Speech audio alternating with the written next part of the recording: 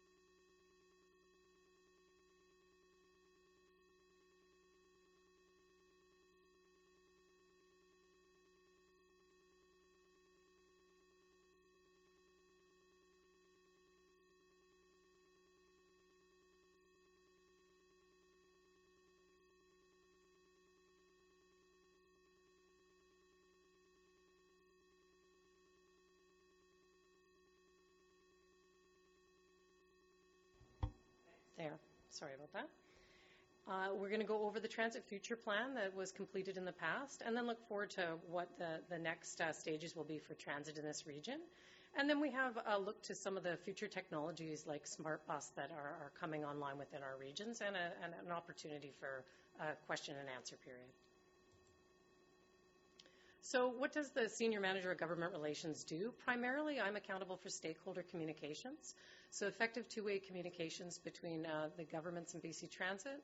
I'm the main point of contact for local government partners. So we do have a variety of subject matter experts back in the office, including planning, scheduling, finance, marketing, fleet, operations, and many others. So rather than having government staff have to figure out who they need to call, they can call me directly, and I can either answer the question or put them in contact with someone who can. Who is BC Transit? So we're the provincial authority responsible for planning, funding, and operation of transit throughout the province outside of Metro Vancouver. We serve over 51 million passenger trips a year. We have a fleet of over 1,000 buses in different sizes. We have $321 million in operating and capital budget and serve 1.5 million British Columbians. We do have 130 communities throughout British Columbia that we serve and 81 transit systems. There's 58 local government partners, 18 private management companies, 5 public organizations, and 14 not-for-profits that we work with. So in a lot of our operations, we do put the operating partner out to bid. Here, of course, on the Sunshine Coast, you guys manage your own operations and do a fine job of that. Some of the transit services that we provide throughout the province are what you'd be used to seeing is the conventional transit. So where there's a fixed route and a fixed schedule that the bus travels along and arrives at the bus stops on that time schedule. And we see that mainly in more urban settings. There are a range of vehicles that do that dependent upon the passenger loads and the size of bus that we think might be required for the amount of people in that area. We also provide custom transit, or as it's known in communities, a handy dart service, which is a door-to-door service. It's very demand responsive, so people call and say when they'd like that service to arrive. And there's an eligibility component of that. So it's primarily you have to prove that you have eligibility through the fact that you have either a physical or cognitive disability.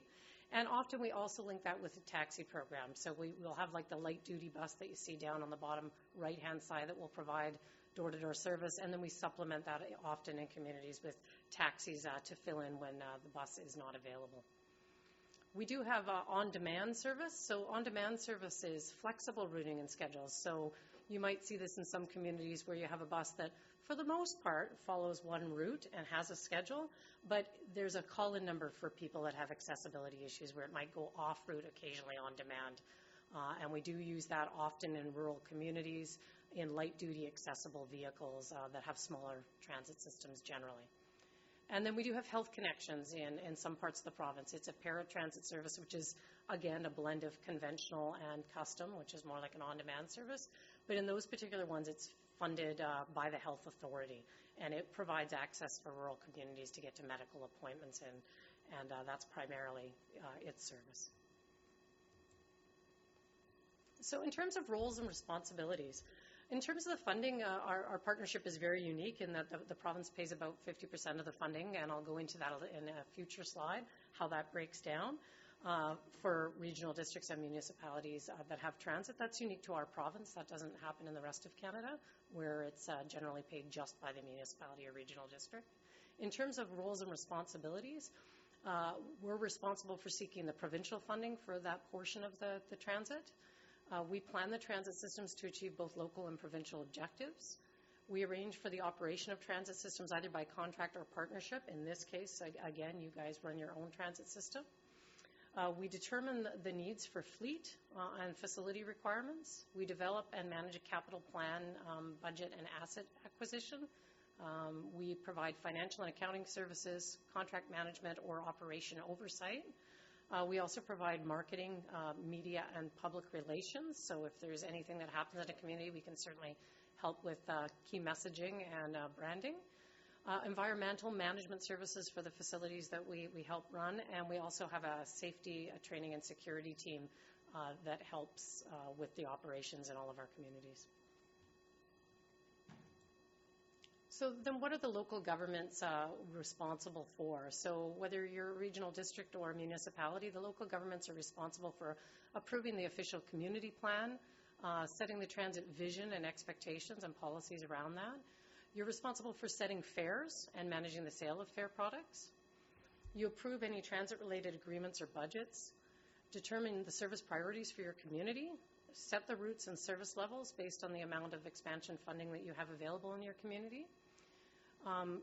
We usually consult with staff, well, we always consult with staff on service changes. You guys would be responsible for establishing and maintaining bus stops and managing your local roadway system. The operating company here also, with Gordon who manages that, they deliver the specified transit services as directed by our schedules in the BC Transit Agreement. They provide all the customer service, so the lost and found, the transit phone line. They do all the hiring and training of drivers, mechanics, and other staff, manage labor relations initiatives, collect the passenger revenue, and serve the needs of the customers. So here's what I spoke to in terms of the shared service model in British Columbia. So the municipal share of the funding, the regional district would pay for all the transit service here, 53.31% of conventional fixed route service, and the province would pay 46.69%. And then all the revenues collected go back to the regional district. The other model that you see next to it is for the custom handy dart service, and in that case, the province pays 66.69% of the cost of custom.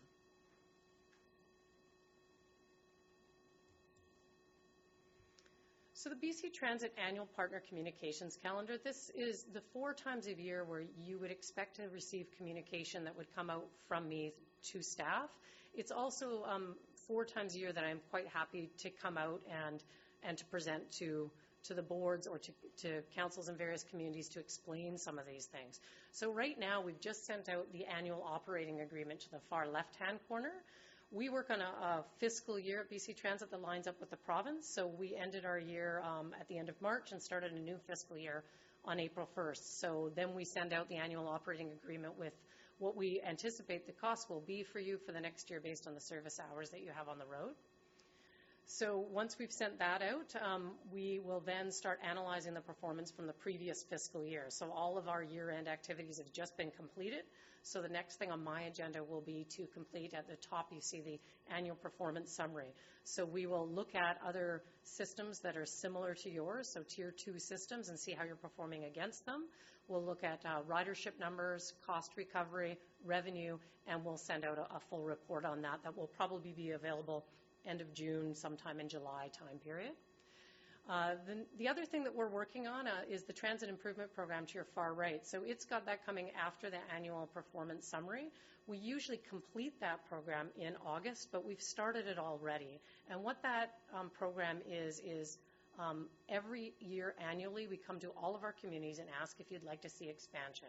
So if you want more transit in your community, we put out a letter with an attached memorandum of understanding with what we've heard from staff, you'd like to see for 3 years of expansion requests.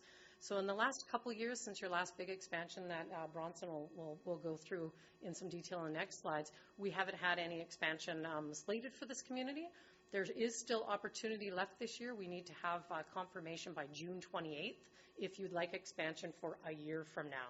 Now, the reason that we do the system in this way and it's so spaced out is we have a 3-year revolving expansion program. So we look at next year as the first year of expansion, and basically the first year, if it's agreed upon by the board, would be what we consider locked in. We say, okay, you're now accountable to whatever buses we're ordering for you, and to a certain extent for the hours that you've requested for year 1. We always ask for requests for year 2 and 3 to be included in this process, and that's really for the province to budget finances on the behalf of municipalities and regional districts. So it's a 3-year rotating approval. And I guess the risk in that is if nothing gets put into the Memorandum of Understanding and approved at a high level, you know the first year is locked in, the other 2 years are just for budgeting purposes and we revisit them. If nothing is put forward in that, then the province may not budget accordingly, and then funding might not be available from the province side when you want to do expansion. And we do operate under legislation in a lockstep function, meaning you can't expand if you have the funding on your own without the funding of the province. So we have to do that in unison. The other thing that you have at the bottom there is 3-year budgets. So once we've concluded, we find out from all the communities what they would like to see for expansion for the next 3 years. We take that package and we put it into a business case for the province. It gets submitted in September.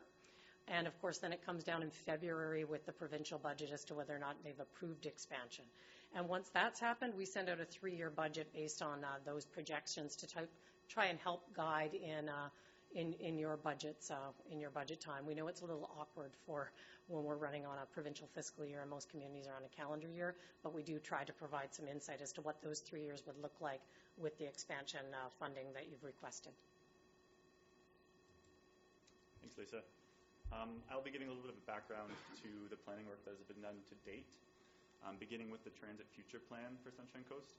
This was adopted back in October 2014. It is a visionary document that outlines specific priorities that the community has agreed upon through public engagement as well as through stakeholder engagement. In the Transit Future Plan, there was about 15 priorities agreed upon for the Sunshine Coast. It encourages transit-supportive land use, meeting provincial and local targets, as well as identifies key transit corridors and is supporting local transit network and infrastructure that is required. Work that's been completed to date. The last expansion occurred in October 2017. That was the largest expansion for the foreseeable past, about 6,370 hours for Service Priority 1 in the Transit Future Plan. Service Priority 1 essentially looked to split and improve frequency and service levels on the Route 1 and the Route 90, providing service to the Langdale Ferry. Past service priorities that were originally in the Transit Improvement Plan, or the TIPS process, was service to improving service to Half Moon Bay, as well as providing service to Pender Harbour. Because this was done in 2014, new priorities could be evaluated, and emerging priorities included providing service to Seashelf Inlet and Sandy Hook. Just as part of the Transit Future Plan, there was pretty extensive public engagement completed with about 2,000 individuals engaged in the first phase, and in the second phase about 1,000 individuals. Thank you. So this is the complete Service Priority 1 in the Transit Future Plan. As you can see, it doesn't really look like this right now. The Route 5 was a community feeder route that you can see on the right of the map that would service Lower Gibsons, with the Route 1 of kind of circumventing that location and kind of connecting Sunnyside Mall to where we are right now, the SCRD office. And this would also look to improve overall frequency, and it would look to add transfers to the route. So currently, this is just a brief overview of how transit looks right now. As you can see in the bottom right corner, the Route 1 does currently service Lower Gibsons. There's 5 routes currently in the system, with about 270 bus stops. On average, in 2019, there's about 2,375 passenger trips. To calculate this data, we have automatic passenger counters on board quite a few of the vehicles in the Sunshine Coast fleet.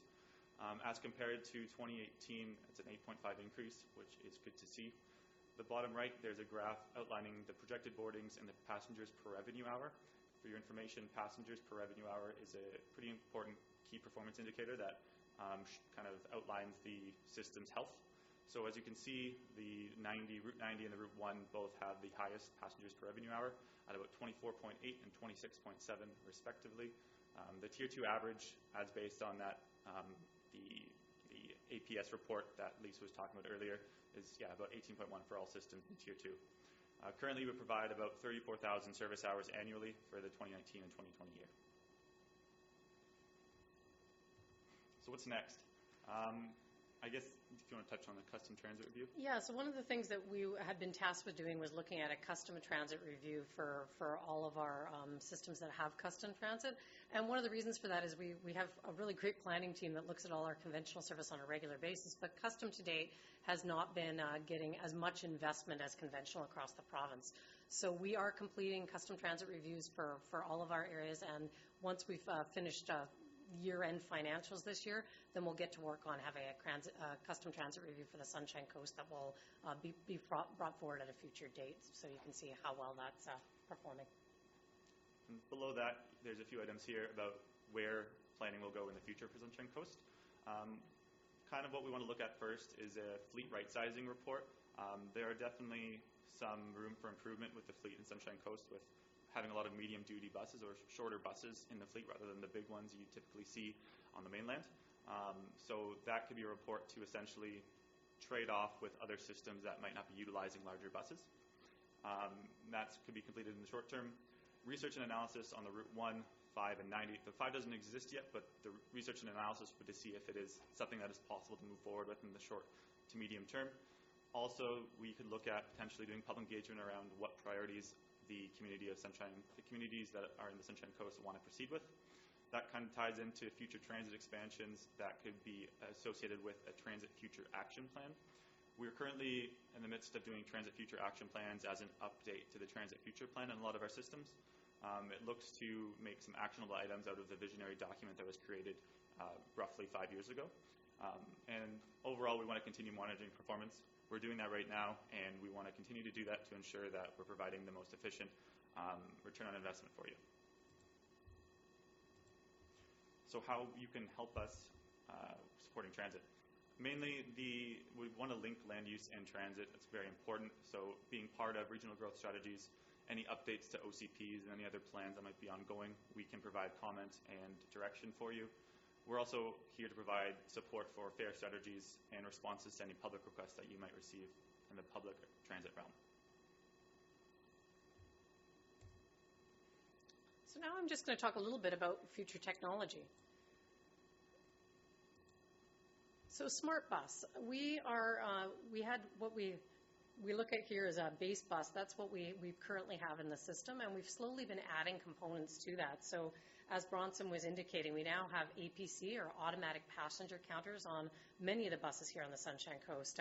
In the past, for ridership, we were counting on two different methods: revenue that went into the cash box, along with a system that we have called GFI that would count passengers based on the fare box activities.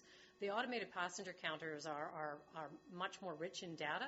They count boardings when people get on the bus through lasers on the doors, and they also count look at a lighting. So now, instead of having how much ridership do you have on a route, we can look at how much ridership we have, people getting on and off the bus at each stop.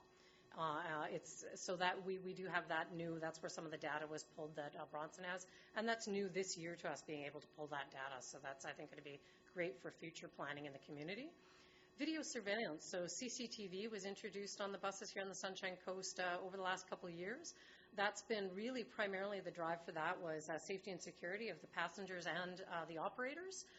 It is also proven to be great in cases of insurance or RCMP investigations, but it is very securely looked after in terms of personal privacy. So there's a whole policy around how that can be utilized, and certainly it isn't accessible by me or just by operators to use at will. There's a whole process attached to how we use that surveillance. And the next thing coming will be part of the enhanced bus and the new real-time launch that's scheduled to come to this community within the next BC Transit fiscal year, and that will include automated voice announcements, real-time information, and eventually, in the next couple of years, we have an RFP out right now, mobile fare payments. So to look at that in a little bit more detail, some of the business reasons for making these changes to FareBox is about having a more secure revenue collection. CCTV is about safety and security. APC, or automatic passenger counters, is about having great data collection and reporting to help us make good evidence-based decisions. AVA is automated voice assistance, and that's primarily for the visually impaired, but it's also very helpful for the general public, and certainly areas where they have a lot of tourism and people aren't familiar with where the roads are they should get off at. And real-time information. So this is very helpful on the operations side, but also on the customer side of things and for measuring on-time performance. So the real-time Next Ride public portal, this is kind of what it would look like on someone's phone, and we do have this live in many of our communities now. It is in Whistler, it is in Squamish, it's in Nanaimo. We're just launching it in Victoria in July, and it is scheduled to come here, like I said, in the next calendar year. So you'd be able to enter the bus stop that you're at. It would give you a little indication of how far to walk, where your next bus stop is. And then you can see on the third slide in, you see your bus traveling along the route. So you would see that bus moving, where the little bus icon is. And then on the far right-hand side where you see the green bus, if you hover over the bus icon, it'll actually tell you how many passengers are on that bus in terms of, is this a light load, so it'll be easy for me to find a seat. That bus will turn yellow if the bus is moderately full, and it'll turn red when the bus is full. So if it's standing room only and you might want to mate for the next one, you'd be able to see that on your phone sitting at your kitchen table having a coffee and know whether or not you want to run to catch that bus. That's just another view of kind of how it tells you on the far left to walk to your bus stop and what bus you should catch. And all of this is open data information, which means that if you use other applications to plan your transit, one of the popular ones is Transit App. Currently, you could use Transit App in a community, and it would give you the scheduled time that the bus will arrive. Once we have real time, it'll tell you when your bus is actually going to arrive, taking into account traffic congestion, whether there's been an accident, whether there's been a mechanical issue. It enables us to quickly respond to customers by posting out alerts, and for people to plan their day based on when their bus is actually going to arrive. So the benefits of real-time in transit, it's really beneficial to you all for making decisions. So data provides a comprehensive information for scheduling and route performance analysis. That supports evidence-based decision-making. So if you can tell where the majority of your riders want to go, that helps with that. It optimizes resources in target areas to see where we need it the most, and it also helps us with ongoing performance reporting. We'll be able to see how often the buses are running on time in real time, and that's really effective for our operations managers to see where the buses are as well and make adjustments as needed. So better on-road fleet management, greater situational awareness, and able to assess rerouting and congestion quickly, and more effective communication with our customers.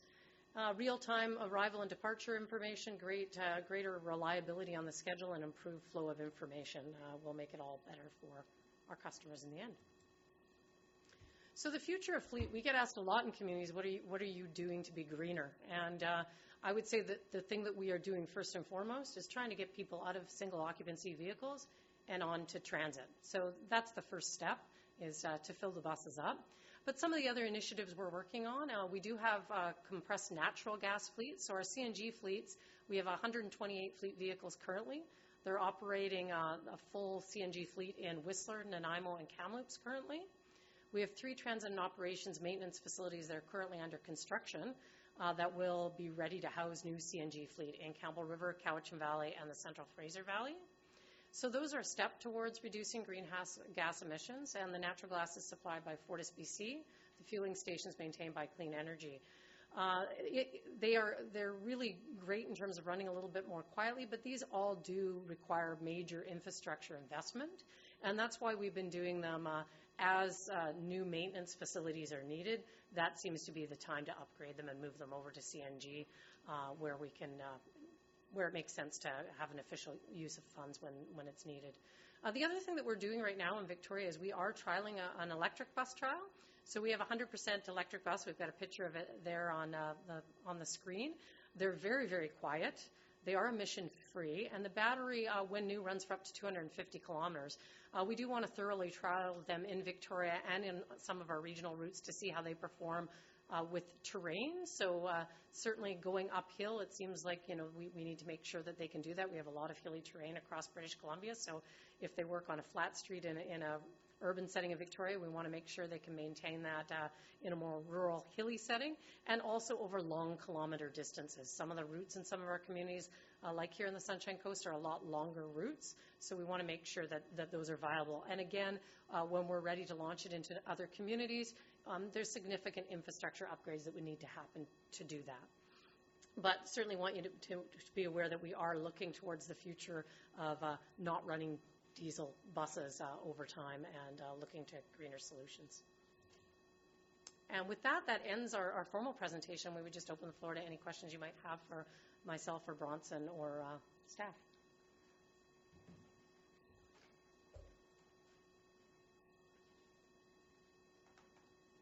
All right, folks, do we have questions? What?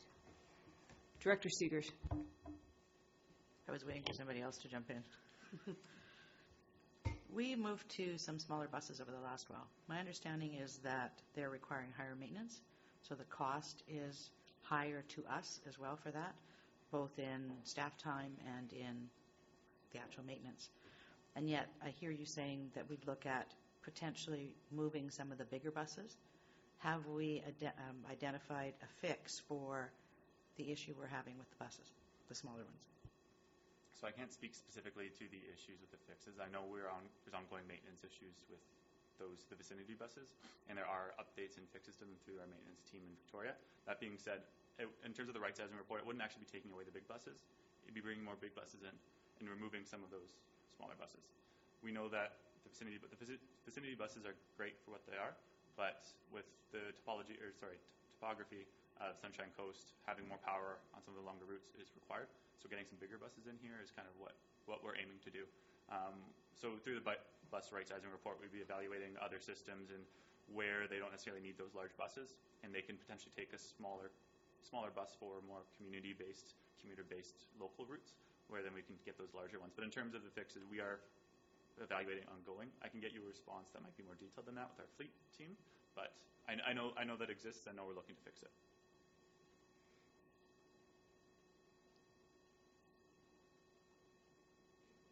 Director Hilt. Thanks so much. Really enjoyed the presentation on the transit overview, and the ones that caught my attention were how it's all paid for.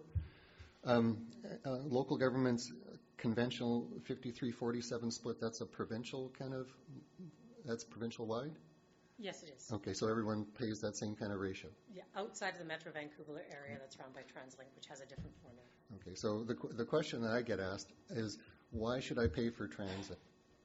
Okay, that's, so the public mostly sees their property tax as being paid for transit, and I don't ride transit. I use these other services. So you're paying provincially, that's income tax funded? That's how you collect money from the public to pay for transit, is income tax? Is that kind of how it's collected? I would assume that, yes, that okay. would be how it would be. So how would you respond to someone who says, why should I pay for transit when I don't use it? That's a very good question. I have to say those are the decisions for the politicians. I mean, we operate the transit service. Those type of hard questions are I'm sure ones that are difficult for you guys to answer of taxpayers. But for me, it's a decision is made by you all if you want to invest in transit, and that would mean that your property taxes go up, and then the province tries to come in and match some of that funding because it's driving from the needs of the actual community. So, I don't know that I would be the right person to answer that question.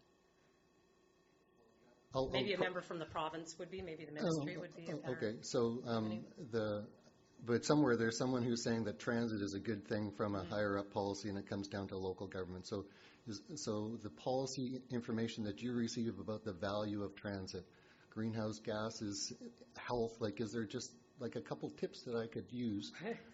Well, absolutely. I mean, personally, I'm always going to promote public transit, and from a staying more active, walking, mobility, mode share change. I mean, climate change is a big driver for this, as is living active lifestyles. So the number one thing that we would like to try to achieve at BC Transit is getting people out of single occupancy vehicles and onto transit.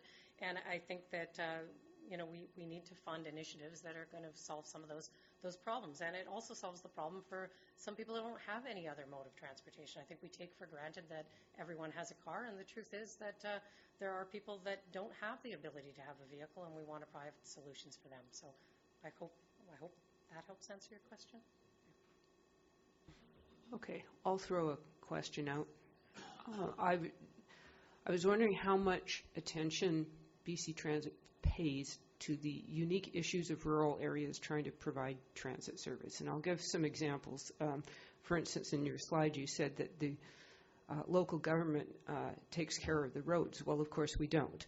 So it's a three-way partnership there between BC Transit and us and MOTI trying to get along with bus stops. And I believe we're currently stalled on bus stops due to a issue about gas tax money. We have unique, and trying to encourage people to use the bus in rural areas requires some out-of-the-box thinking. The Next Ride thing will help. But another example would be for custom transit, that it's not a very flexible model for a rural setting. And some of the problems I hear is people who are too far from a bus route and are not served, and people whose driveways cannot be negotiated by the vehicles, so they can't be served. So a lot of the population is unable to make use of the service. So sort of what initiatives do you have to come up with solutions for rural areas? Excellent question. Thank you. I think that you're right. Sorry, my apologies for talking about you guys being responsible for the roadways, because sometimes I forget in certain communities it is more MOTI, and that would be the case here. So we do partner with MOTI, and we do try to be a champion for minor benefits funding to try and help with infrastructure funding for rural communities. So that's a place we can be an advocate. We are also looking, we're always looking for new solutions to make things more efficient for rural communities. And I think on-demand service, certainly as we do the custom transit review, we're looking at ways to enhance that program with more fluid on-demand, which if that means having smaller or different vehicle types, we're looking to do that, and we're looking for those solutions. So we'll be continuing to work with staff on refining maybe a new or improved program that would serve more people in the area. Director Crowell. One of the things that, and you mentioned it in your report, is the Next Ride function of a functional app. One of the biggest complaints I've experienced myself, and I think other people have experienced, is trying to decipher the schedule. And you just get it right, and then they move the goalposts and change it.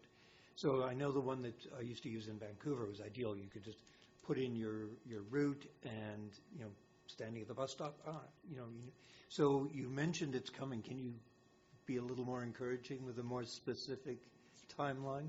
Well, really the timeline that I have is within this fiscal year. So okay. Really in the next 11 months, you should see that technology here. I don't have a specific date. As we get further along in the project, I can certainly give an update when we get a specific timeline from this community. Well, I think you will find that the application is as rich as what you've experienced in Vancouver, and will really be dynamic and helpful here. I think it's something that once it is available, that all the communities could probably get together and help promote it beyond your capabilities of promoting it, because it's a great asset. Director Seegers. Thank you. You talked about the regular service, the Handy Dart, and then the flexible routing and schedules, the on-demand. Mm-hmm.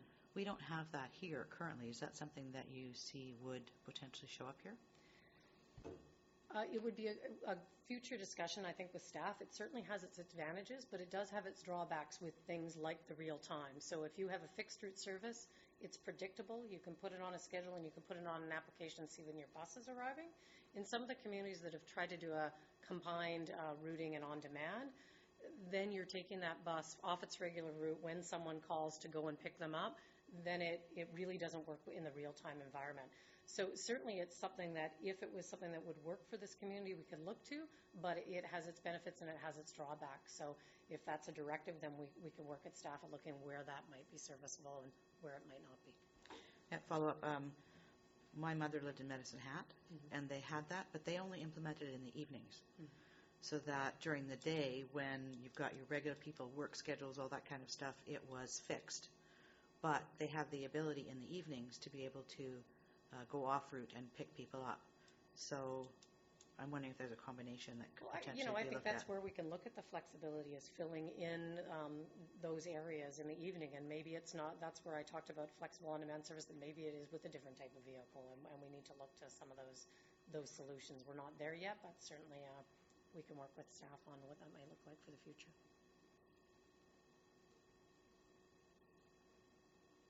I have something else. You talked about June 28th, we would need confirmation regarding expansion, and that would be requests for what implementation time period? That would be for the following years at 2021? 2020, 2021. Yeah. So your 2021. So your, because you end of March is your year end. That's right. So if we get expansion requests in by June, the earliest we could do an expansion would be April 1st of 2020. 2020, okay. Would be the first earliest expansion opportunity for the community. Okay. I think that's all I have. Oh, APC data. Is that shared? Or will it be shared? I can talk to that a Okay. bit. Yeah, you have more. It isn't shared right now. We just came out of the quote-unquote beta phase of testing the data. There's some communities where we saw some severe under and overcounting. Sunshine Coast hasn't been like that, but we've been testing in all of our systems. It just came out of that phase. In the future of APC, the goal is to have a portal available for the local partner to be able to see the data as well as us. So that's the end game, is reports that are through an online portal that both the local governing partner as well as BC Transit can access. So that is definitely where we're going. We just started this. I think the first data was available in October 2018, so it's still very new, but that's definitely where we're headed. And at this point, if there is a request for data, it just comes through us, and we will generate a report, make sure the data is true, and analyze it a bit before we send it out, so we can tell you, here's what the data is, but here's what we think it means with our expertise at BC Transit, and send it through staff. This is probably a question for staff, given that none of us were here before. With the priority 1 service routes, so the 1 and the 90, et cetera, I noticed Route 5 on there through Gibsons, and that wasn't implemented. I'm wondering if there was, if anybody can give us background as to why that wasn't implemented. Staff, please. Thank you for the question. In the past several years, the board was focused on improving the financial sustainability of the service prior to any further expansion to be considered. So staff have not received any direction to date to explore further expansions than the one in 2017.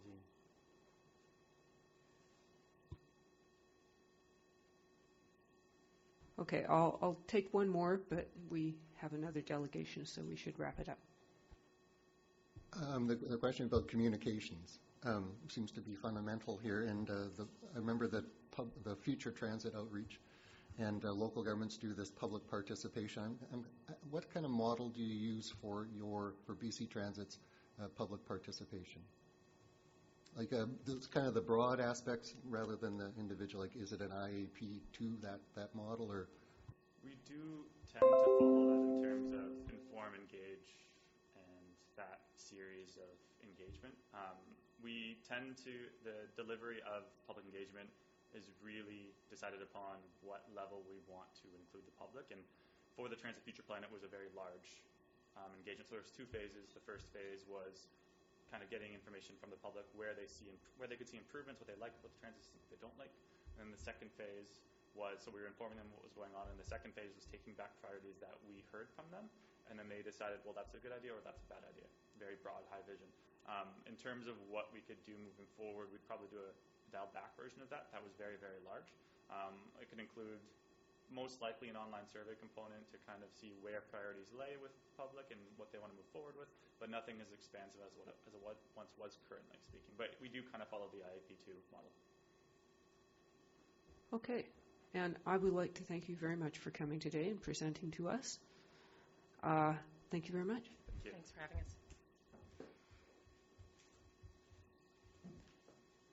And next up, we have Jeff Ainge from Carey MacIver and Associates regarding residential food waste collection.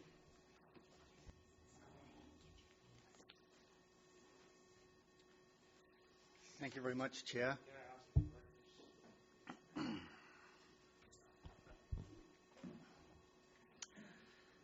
So it's a pleasure to be invited to share my experiences with setting up programs to collect residential food waste, and I'll do my best to assist with your perspicacity objective for the day.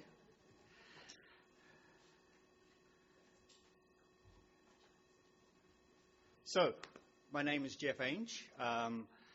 I am coming to you today with 20 years of experience with the Regional District of Nanaimo, 10 years of which were spent coordinating the curbside residential collection program.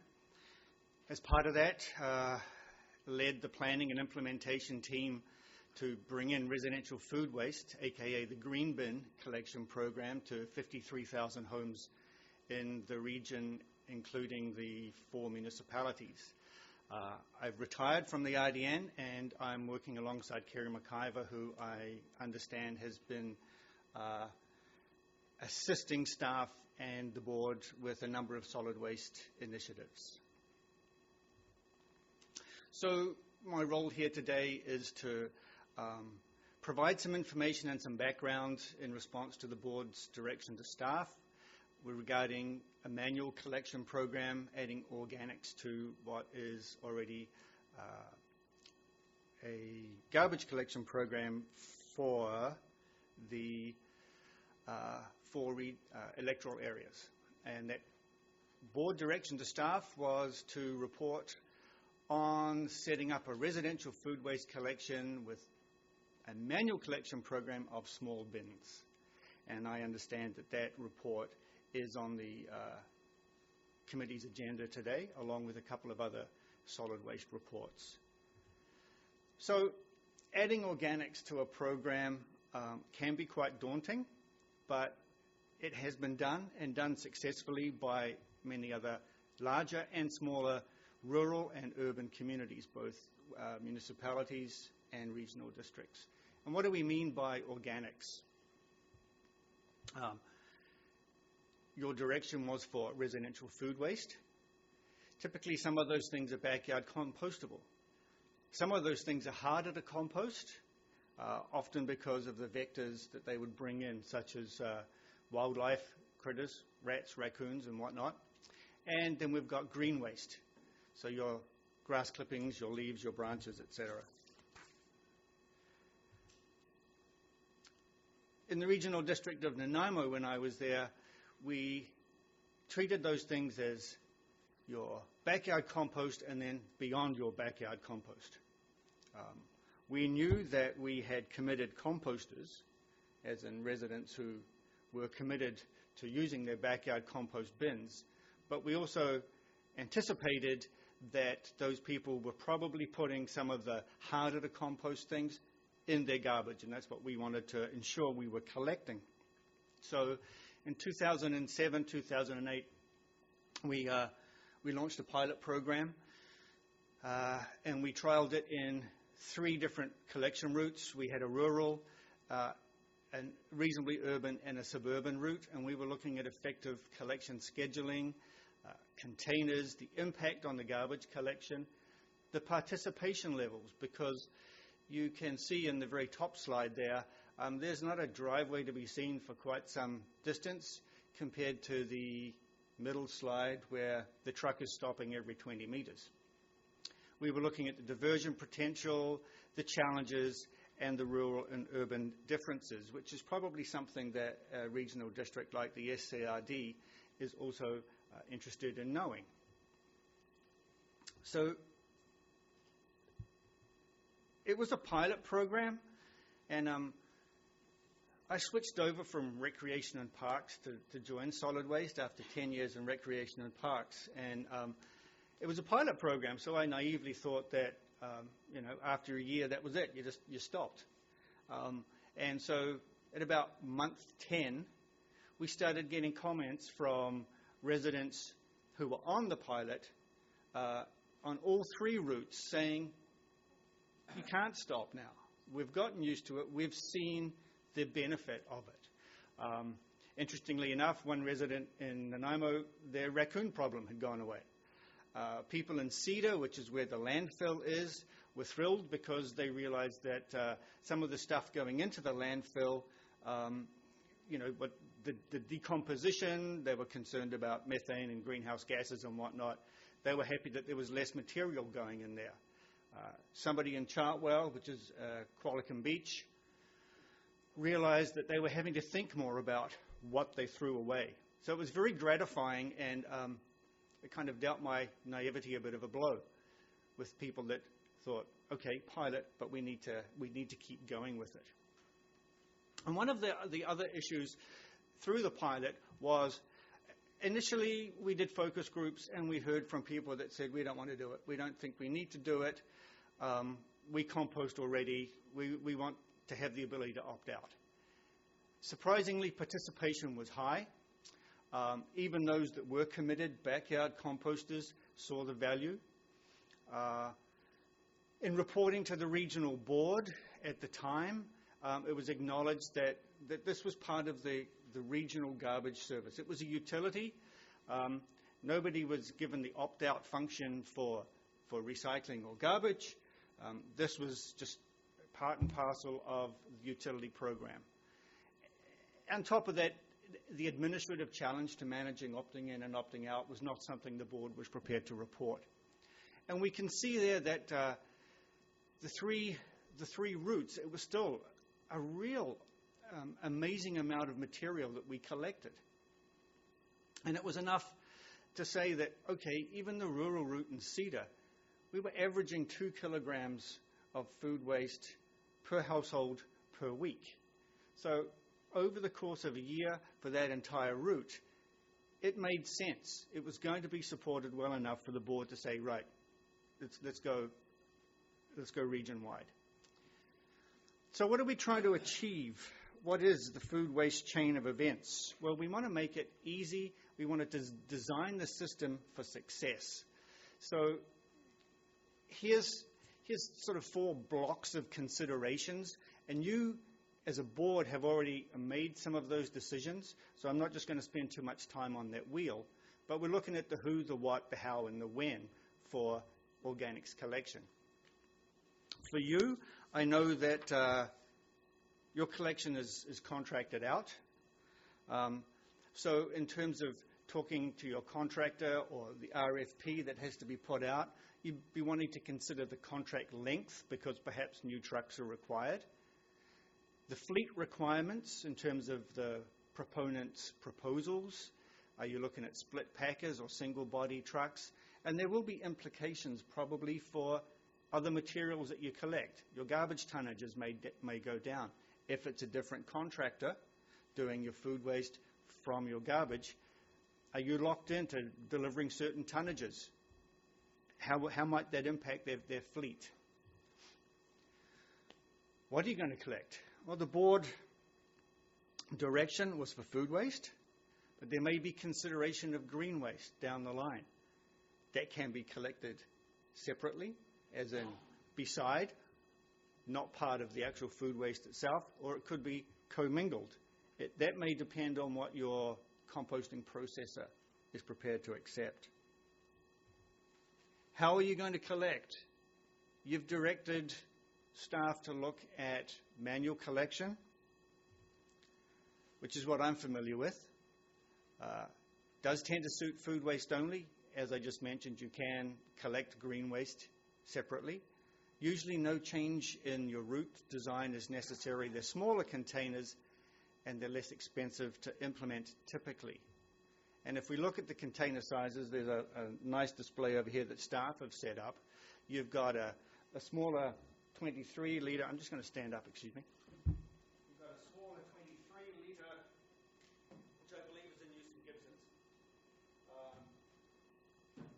This is about 45, 46 litres.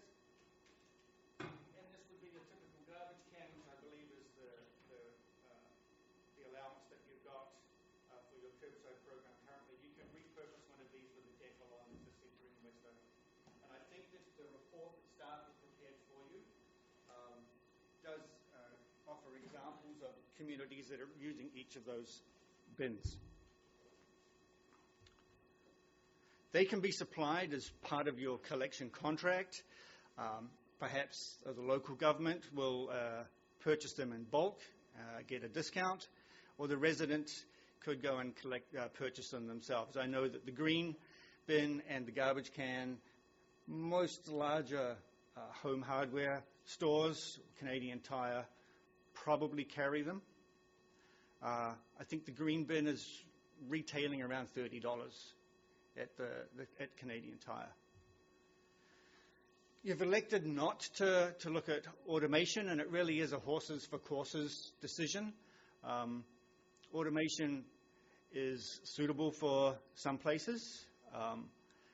I live in the regional district of Nanaimo in an electoral area and have been happy with manual collection up until now, and the RDN is switching to automated next September, I think, and I'm not thrilled.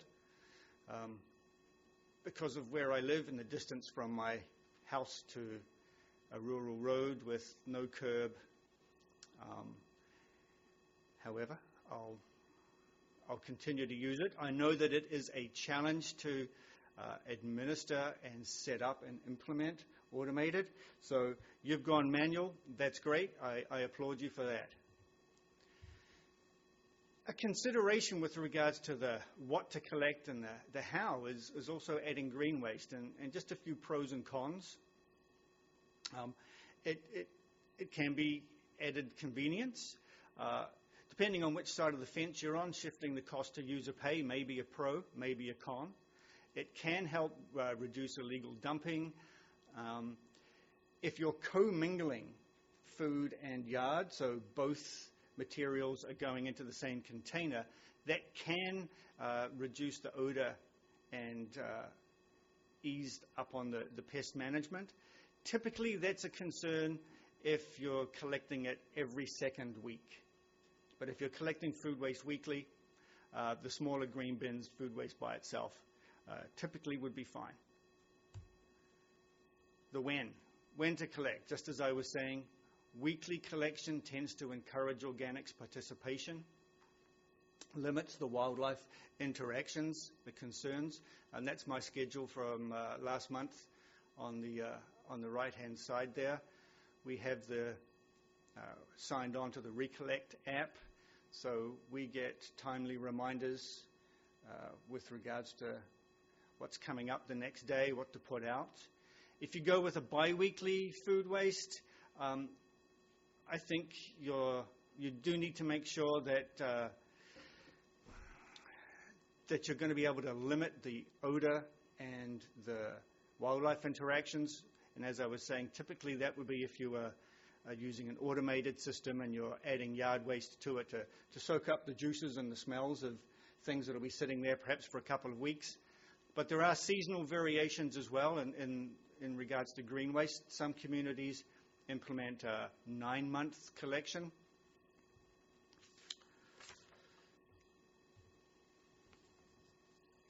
As well as the when to collect, it's very important to get the message out in as many formats as possible before you launch the program so that your community is very much aware. And I think as politicians and as staff, you know full well that you can put a lot of information out there in perhaps printed format, but does it actually get read? And with the Regional District of Nanaimo program, we had banners on the buses, so it's quite neat to be coming up right behind BC Transit presentation. We worked with our transit staff who were excellent at providing us all manner of opportunities on bus stops and on the buses themselves, both inside and outside the buses. We had newsletters going out. We were at events and all sorts. And our key messaging, to hark back to the one of the earliest slides, was we found out from the pilot program that we were talking about going beyond composting. It wasn't just the materials that you typically would compost. We were wanting the beans and the bones. And so our tagline became beans to bones in the bin. We really promoted through all manner of formats, as many as we could, to get the message out in advance and then to keep going with that messaging once we'd launched. And this is something typical for other communities that I'm working with at the moment who are considering launching organics. Is the mechanics of getting the trucks and the containers tend to excite the public works staff, and often the engaging the public does tend to scare them a little bit. But there are plenty of opportunities in the social media age, and with engaging not just your public works or your infrastructure and engineering staff, but your community development staff as well, to get the messaging out. We did hear concerns from people with regards to wildlife interactions. And when we did the pilot program, the conservation officers were concerned, and they were tracking wildlife interactions on the pilot program routes. And from recollection, there were no reports of the green bin being the prime attractant for bears. Bird feeders, fruit on the ground, backyard barbecues, those were the things that typically would bring the bears in. But you do need to take care of your food waste container. So we put out messaging, and that wasn't just a one-off message. That was something that we continued to promote throughout the course of my time there, and I know that newsletters continue to come out with reminders about deodorizing your bins, when to put them out, how to care and feed for your food waste containers. I think as part of your agenda package and report, you also have some information with regards to options of starting it up. How do you energize your communities right from the get-go? My experience with the regional district and with a couple of other programs is when the bin arrives on the doorstep, there's either an information package attached to the lid or within. For the RDN, it was within. We chose to use a kitchen catcher. We provided adhesive decals to go on top of the green bin, as well as the kitchen catcher as reminders of what can and can't go in. We had a fridge magnet. We were changing up our collection schedule, so there was a new calendar going in there. We had a curbside booklet all about the new program, and we were refreshing people with regards to what their recycling requirements were as well. So a new recycling bag was in there. I know that staff have some information for you in the report with regards to optional extras, such as the kitchen catchers and compostable bags. There are samples of those to my right, and I know that some of you have looked at those. The RDN chose to provide them, and we chose the Orbis container. Other programs have chosen not to, suggesting that people repurpose ice cream buckets or something else that they may already have under their kitchen sink. But that was my experience, and that's what we certainly did with those. And in terms of the program, was it working? Was it worth it? And certainly it was, because in 2009, you could see we still had the holdout. The 3 pilot routes were still being collected. A small amount of green waste there, but almost 300 kilograms of household per year of garbage was being collected. Fast forward to 2014, and pretty much cut that in half. And you can see that food waste and recycling were sitting neck and neck, just over probably about 115, and garbage was about 155, 160 kilograms per household per year. So it certainly was worth it. We were very proud to have been one of the first regions to have put green bin or residential food waste collection in place. We certainly weren't the first in Canada, first community in Canada. There's plenty back east. that have been doing it, and our neighbours just to the south of the IDN, the town of Ladysmith, actually implemented residential food waste collection with green bins of that size in 2005. That's my experience and my story, and I'm happy to take questions through the chair if there are any. And I may call on staff to assist me if there's SCID specific questions that I can't answer. All right, folks, we're going to go to questions. We're already an hour in and we have a long agenda. So I'd like to keep it to a maximum of 15 minutes. And if we could confine ourselves to questions for our presenter and not get into the reports that we're about to deal with. So, Director Pratt. I have a couple questions, but I'll just, you can interface me with, or intersperse me with others if you'd like. I think the biggest curiosity I have right now is you said that the RDN started at manual and then is switching to auto. And I'm curious on the reason of that, if there was some fundamental issue with the manual collection that is now made them decide to go to auto. I'm no longer IDN staff, so I'm not sure of the behind the scenes. They will be switching to collecting yard waste as well. So I think that's somewhat of a push there to collect with the automated carts that will combine food waste and yard waste. They're also, I think, following in the footsteps of the largest municipality in the RDN, which is the city of Nanaimo, which a year and a half ago switched to automated. And they brought their collection in-house. The RDN is still a contracted out service, but as to the actual politics and the decision-making behind the scene, I'm sorry, I'm not privy to that. Director Tice. Yeah, I just have a question regarding yard waste pickup, and most of the rural areas here are acreages, and so there's generally a place where you can dump yard waste, and on top of it, just from personal experience, it's mostly tree clippings, which couldn't go into the yard waste bin anyway, or weeds and invasives that end up being in my yard waste. So I don't really see the need for us collecting yard waste. I'm just wondering how Nanaimo is made up in terms of property size, so to actually warrant the yard waste pickup, and whether that's whether you see similarities here between them and there. Okay.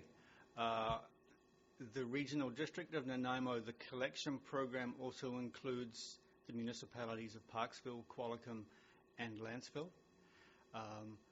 Two of the electoral areas are reasonably urbanized. You would not know that you've switched from a rural electoral area to a suburban or rural to an urban area, particularly between Parksville and Qualicum.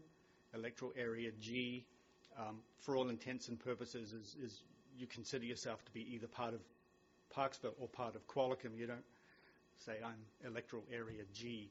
So the lots are smaller.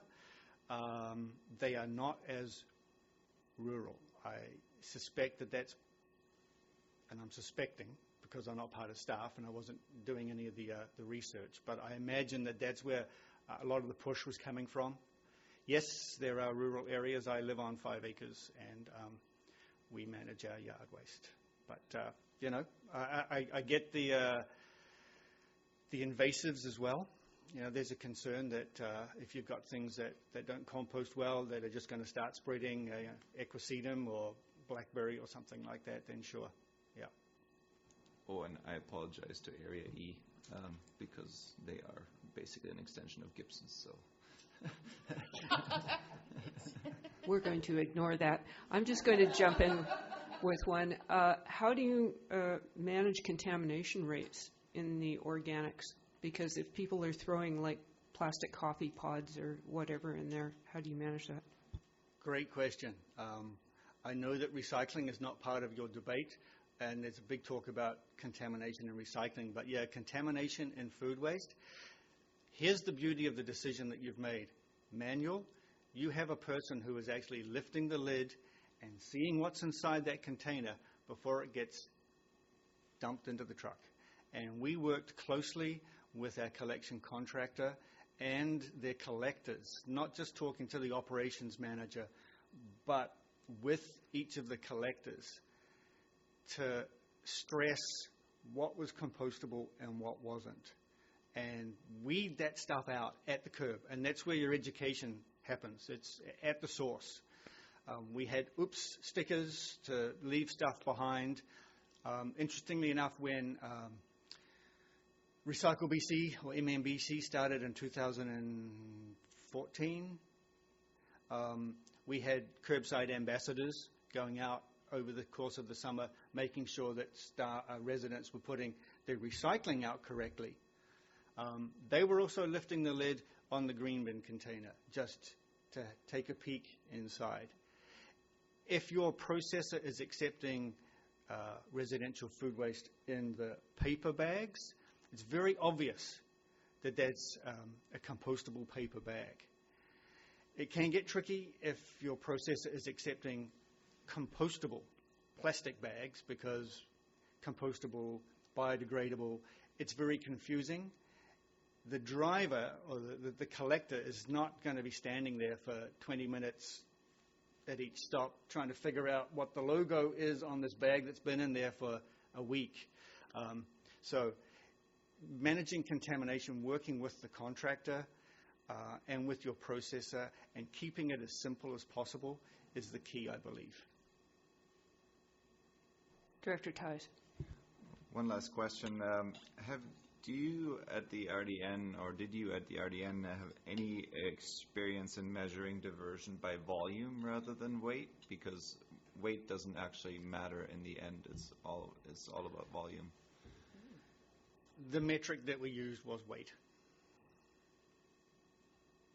The only place I know that has done any diversion by volume measurements was, and may still be, the regional district of Mount Waddington, when they were getting lots of styrofoam waste coming in from fish farms.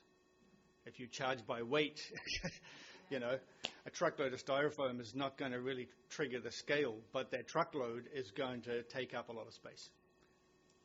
In my experience, that's the only thing that tweaks in my mind for that. But thank you for the question. Director Pratt. So one of the things that's unique to the Sunshine Coast is we have a lot of homes that are weekenders, commuters. I'm just wondering if there's anything that you've done in RDN or any other jurisdiction on Vancouver Island to take that into account, so people can drop off food waste or organics after hours, and or if, because I mean it's something that is it's a huge concern here. Right, thank you. I appreciate the concern. You're not alone in having a percentage of your population who don't live here year-round. In the regional district of Nanaimo, probably half of Gabriola Island are seasonal residents. Certainly in the town of Qualicum Beach, there's a lot of snowbirds who have properties who are not there year-round.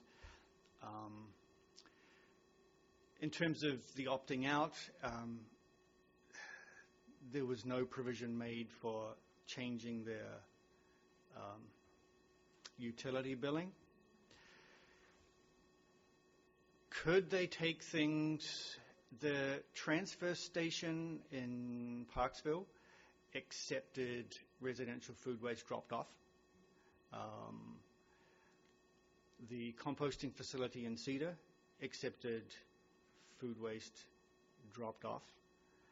There was no provision for an out of regular business hours drop off that I'm aware of. I know that the city of Powell River or the Cathette Regional District has a food waste drop-off program going at the moment. Whether that's 24 hours a day or just within the operating hours of that facility, I don't know. But in my experience, it's typically, if you're going to have a drop-off, it's somewhere that's staffed. Director Hiltz. Thanks very much. The most impressive stat was that reduction in waste, right? A 50% reduction in waste. And for a regional district, our landfill is scheduled to be full in 7 years. So I guess I'm looking at best practice. You know, if the regional district is not doing it, we're kind of not being responsible. And in terms of access to grants and kind of being a leader, we're kind of laggards, I would say, if we're not doing this work. And so we're trying to draw people towards the service to get them to change the behavior. So one of the things is the residential versus commercial. So this is a residential lead, and our commercial will lag behind. So would you say that if the residents drive this, that the commercial industry will follow just by kind of, because that's the expectation of the public, is that they need to be responsible for your organics?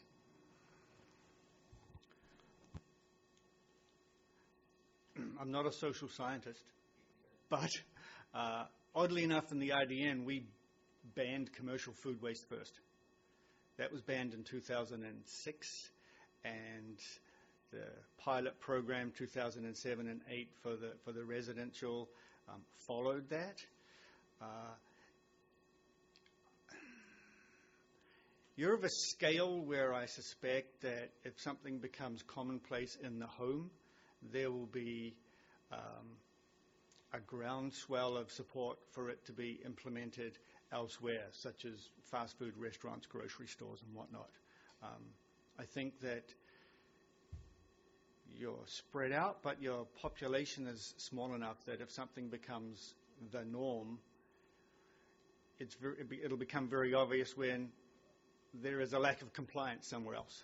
So I would think that, yes, this will assist you in responding to that crisis that you have at your landfill, because I know that you also have a report on the agenda with regards to the landfill diversion and landfill siting, and that's going to be a challenge for you. And so, yeah, if you can keep your landfill going for as long as possible and get the stuff out that doesn't need to be there. And really, I think that that's what it's all about. The food waste doesn't need to be there. It's a resource.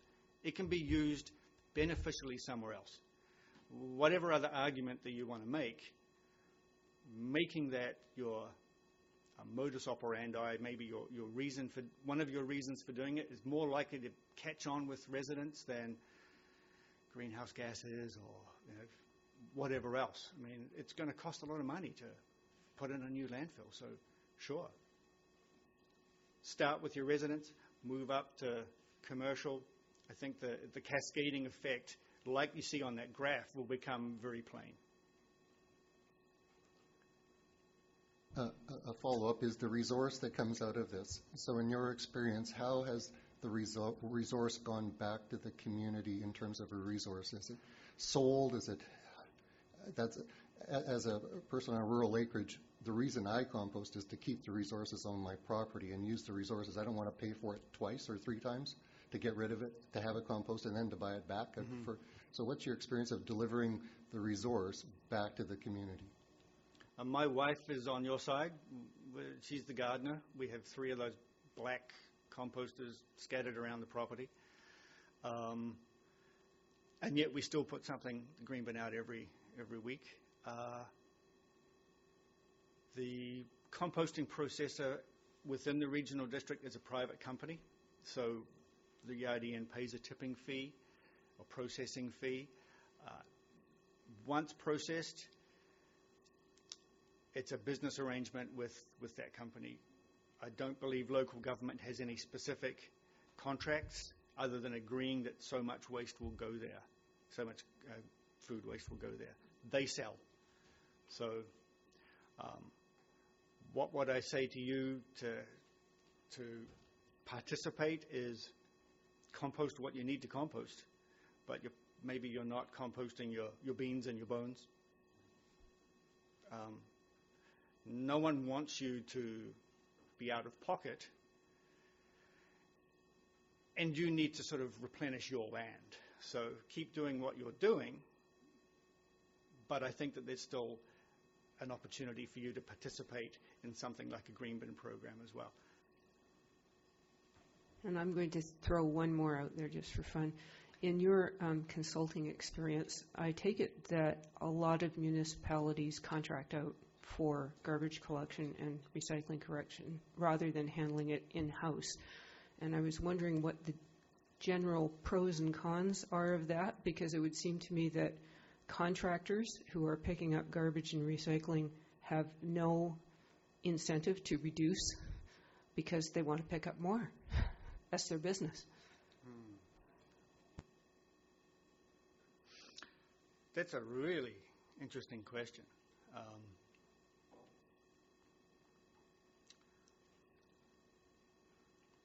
So we are doing some work at the moment with the District of Kitimat, just started, who provide curbside garbage collection only, and that's contracted out, and they are looking at bringing in food waste and recycling, and they're considering bringing it in-house. I think that if you have a good enough relationship with your contractor,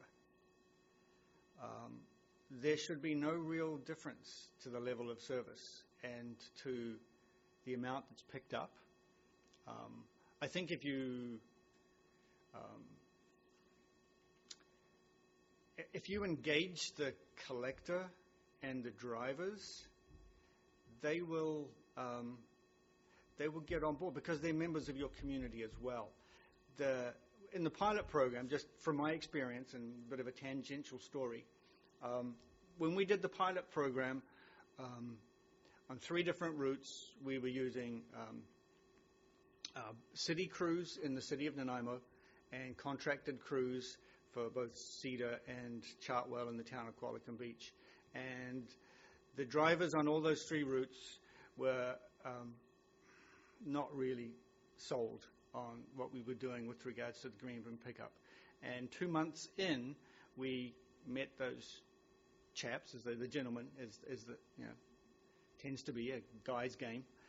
And they were all quite amazed because they had seen the uptake in food waste and they could feel the reduction in the weight, back to your comment about, volume versus weight. They could feel the reduction in weight in what they were collecting in the garbage cans.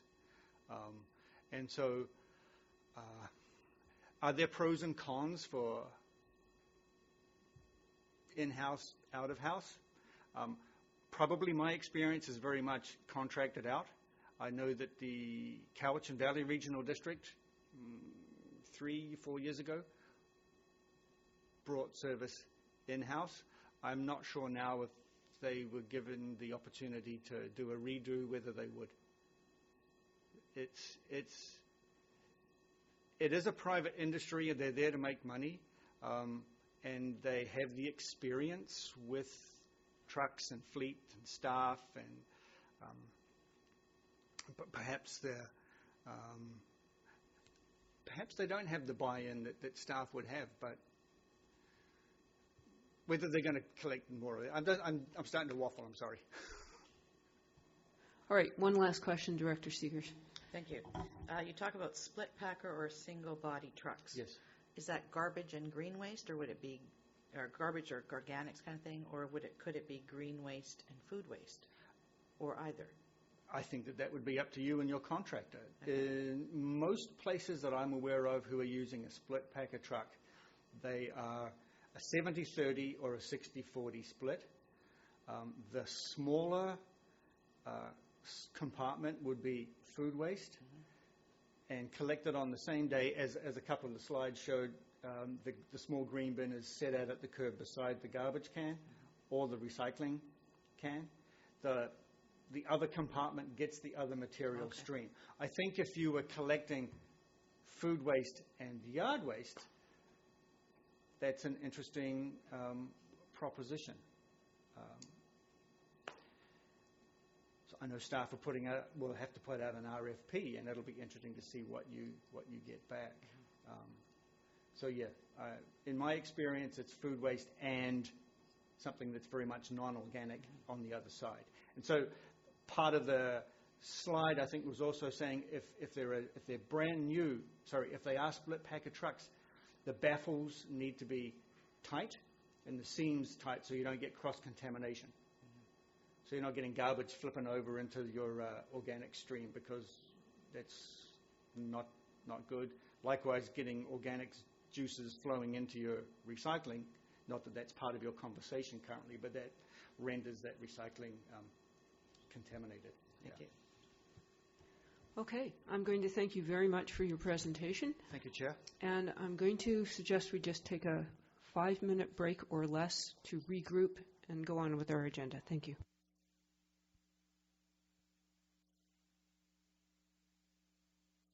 Started here. I will entertain a motion to receive all the reports on the agenda. So moved, so seconded. All in favor? Yay, we have received reports. Okay, and over to our General Manager of Infrastructure Services for food waste collection considerations. Thank you, Chair McMahon. This report outlines numerous considerations regarding implementation of a weekly residential food waste collection program with manual collection of small bins, including collection container options and whether or not to provide a starter kit. The report provides an analysis of these decisions and board direction is requested. If board's direction is to proceed, is provided an RFP procurement process will be initiated in January 2020. Is currently being considered as the earliest possible start date for food waste collection services. Staff will be pleased to answer any questions the committee might have. Director Ties. All right. First of all, a comment. I've been thoroughly impressed with the way that Gibson's has rolled out their program, and I think it's gone fairly smoothly. So my sentiment is to try to not reinvent the wheel and just kind of go with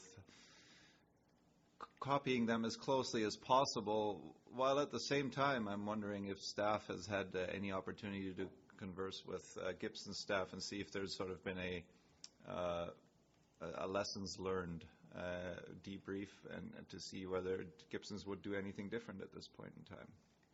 Staff, please. Thank you for the question. Well, I had discussions with Town of Gibson staff on this issue. We didn't have a fulsome discussion. Excuse me for that word, using that word. On this item, what I know is that, and this is more related to the second report on the agenda, the administrative efforts around the opt-out program were more than they anticipated. But maybe the councillor director of Town of Gibson can add something to lessons learned or how to improve. Director Kroll.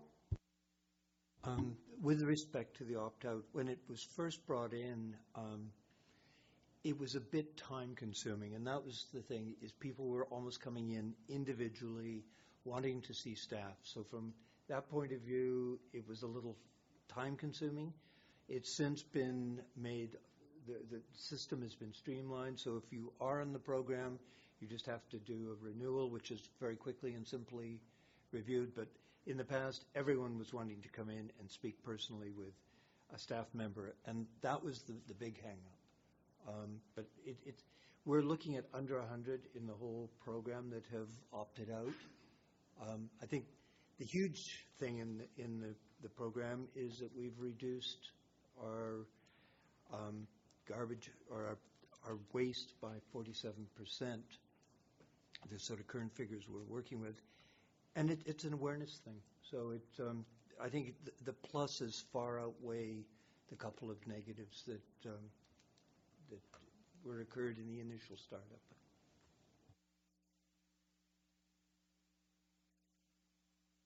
All right, I have a question. I actually have a question for Seashell. What is your situation with organics right now? We still have the pilot going in Davis Bay. It's how many years now? 4.5, 5.5 years into the 6-month pilot. Because as the presenter said, once you start it, you can't take it away. People like it. Those who are composting are loving it, right?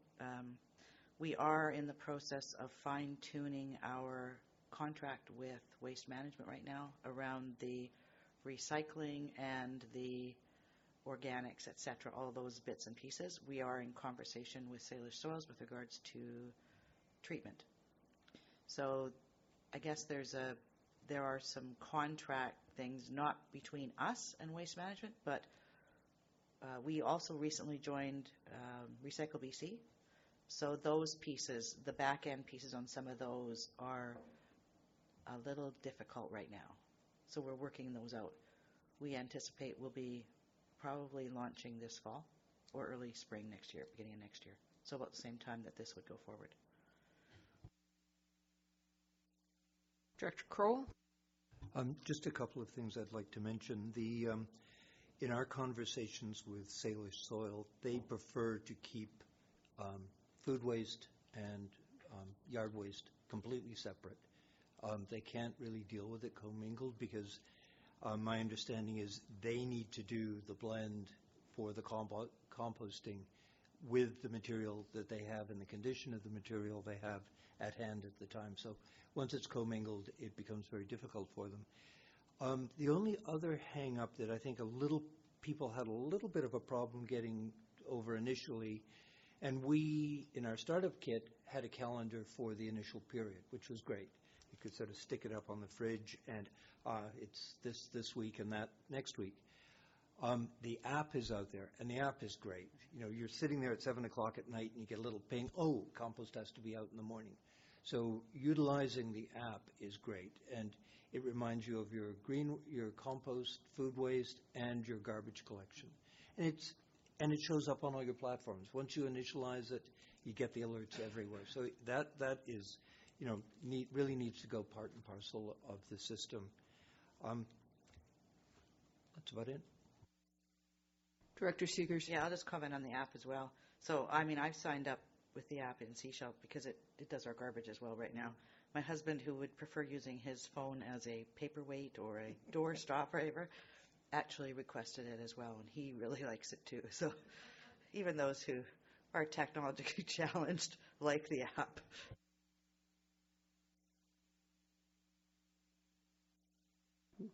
Director Hills. Thanks, Chair. For the rural directors, page 34, I think, is where we need to put some time in on this report, and it says the report provides the analysis, and staff is looking for directions from the board. And so I guess from my point of view is, do we want to give staff the information they need to move to an RFP? So that's kind of where I'd like to have a discussion. Director Ties. On that note, I have a process question, and that is Annex C deals with the opt-out, and I don't know if we want to discuss that in combination and then put one motion together that deals with all of that, or do we want to do that separately?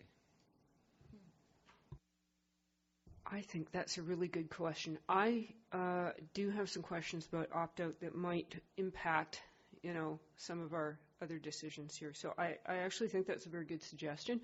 Perhaps what we could do is get the introduction to the opt-out report and then discuss the two in conjunction with each other. Would that work for everyone? Staff, over to you. Thank you, Chair McMahon. This report presents the results of a jurisdictional scan of BC to review opt-out programs for curbside collection services. As well, it provides a summary of considerations for the SRD, including service level, administration, and cost considerations. Based on the organizational and financial concerns, proceeding with an opt-out program for food waste collection services is not recommended by staff. Staff would be pleased to answer any questions. Director Ties. All right. You can see I've really poured over this report. I liked looking at the application form that Gibson's has provided, and it's somewhere in the notes now. I think it starts on page 46. And the feedback that I'd like to give there is that the evaluation criteria for organics composting on page 48, I think, is insufficient in its detail in order to really eliminate all those people asking a lot of questions of staff. So I'm kind of tempted to say let's give the opt-out option, but let's really expand this section of the application form where you can where it says you can't burn your bones, you can't do this, you can't do that, and then that will really kind of, I think, streamline the whole process so that only those that truly divert everything will actually do the whole application. So that's kind of my thoughts on that. I'm just going to jump in with a question. In January, I believe it was, when we were looking at curbside organics, the cost for the rural areas was given as $132 a year. But on page 40, and $132 a year works out to $250 a week, but on page 40 we have weekly collection costs starting at $650. So I was just wondering why those amounts are so different. Thank you for the question. This is totally a hypothetical question. I know that the rate used per person rate we received from in the RFP late 2018 was about $4 per person per pickup. So if this opt-out program would be implemented, there will be additional cost on top of that for the administration, etc., for the cost for the SRD. But so if we would go out for an RFP at the moment, I think that's the order of magnitude for the dollar amount we would need to look at. So just to clarify, that implementing a program with an opt-out clause would be significantly more expensive than one that did not include opt-out. Thank you for the question. It will be more expensive for the residents that are not opting out, and there will be additional total cost for the administration that would also have to be paid for by the residents who are not opting out. Director Seegers? So if I'm hearing you correctly, what you're saying is if somebody opts out, the people who actually are receiving the service pay for the administration of those who are opting out. Is that correct? That's correct. And that's in part due to the fact that the hauler is still driving the same route. So there is no change in cost for the hauler.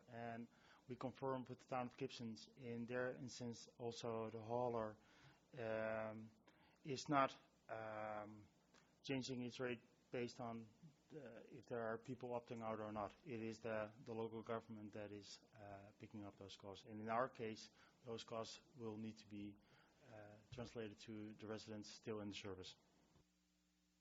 And just to clarify a little further, so I talked to the town of Gibsons and they said, you know, in hindsight, they would have built more staff time into their budget because the opting out was quite labor intensive for staff, both for dealing with residents who wanted to opt out and also the administrative work associated with the tax notices and so forth. So that cost would also be paid by the people who were participating in the program? Correct. Director Ties.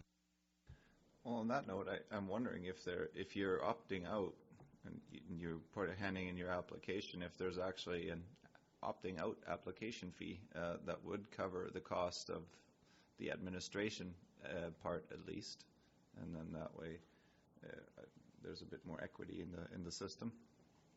And of course, you wouldn't be able to estimate that cost right now, but that could be something that as we go on in the years that we can kind of hone in on those costs.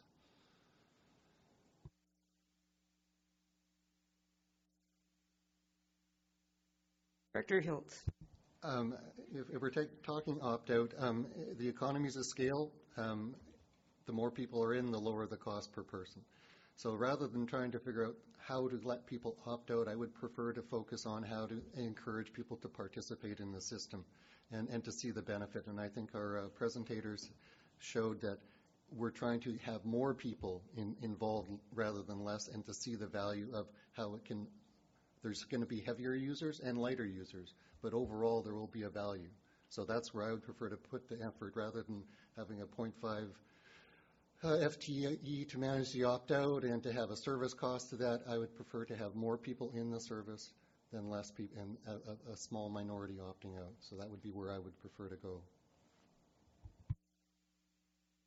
All right, I'm just going to comment that I'm favorable to, I think curbside organics makes sense, and that's the direction we need to go to reduce what's going to our landfill.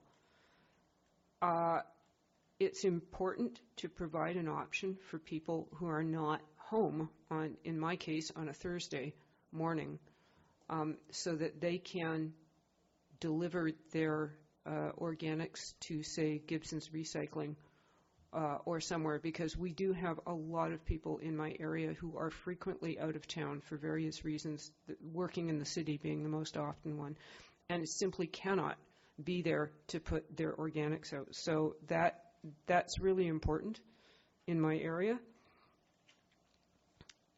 And I'd also like to know, if we're going to do this, are we going to implement a commercial food waste ban at the same time? Thank you for the question. On the item of the drop-off locations, in the April report on the update, a status update on the regional organics diversion strategy, it was included to that drop-off locations, the 3 drop-off locations along the coast would need to be established as part of the implementation of the ban. They are not one-on-one tied to each other. They can easily also be connected to implementation of the curbside service. So on that note, we can look at options to align the request for proposals for both options on the for both programs. On the part of commercial ban, it's currently, the first phase is currently scheduled, I think, for June 1st, 2020. So that would maybe there will be a little time lag between the curbside implementation and the commercial, but it would be still within the same year. Within 2020, it will be commercial ban on organics, on landfill, curbside, food waste implementation, and drop-off. We think that could happen within a 6 to 9 months time frame. Thank you. I'm just going to ask the other rural directors. 1, are you favorable to curbside organics pickup? 2, which of the bins do you like? 3, do you care whether there's a kitchen catcher? Yes or no? And 4, how about the paper bags? Can we get some consensus on this just to move it forward? And the app? Director Ties. I'd like to, on all those items, I'd like to say yes, and I'd like to say let's copy Gibson's. Director Pratt.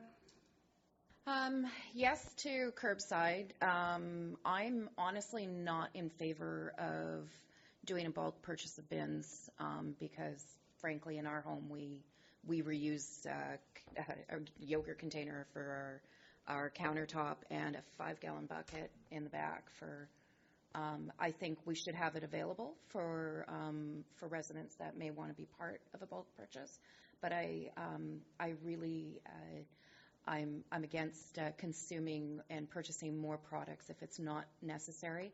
I think providing the stickers and magnets, getting the app, it's all good.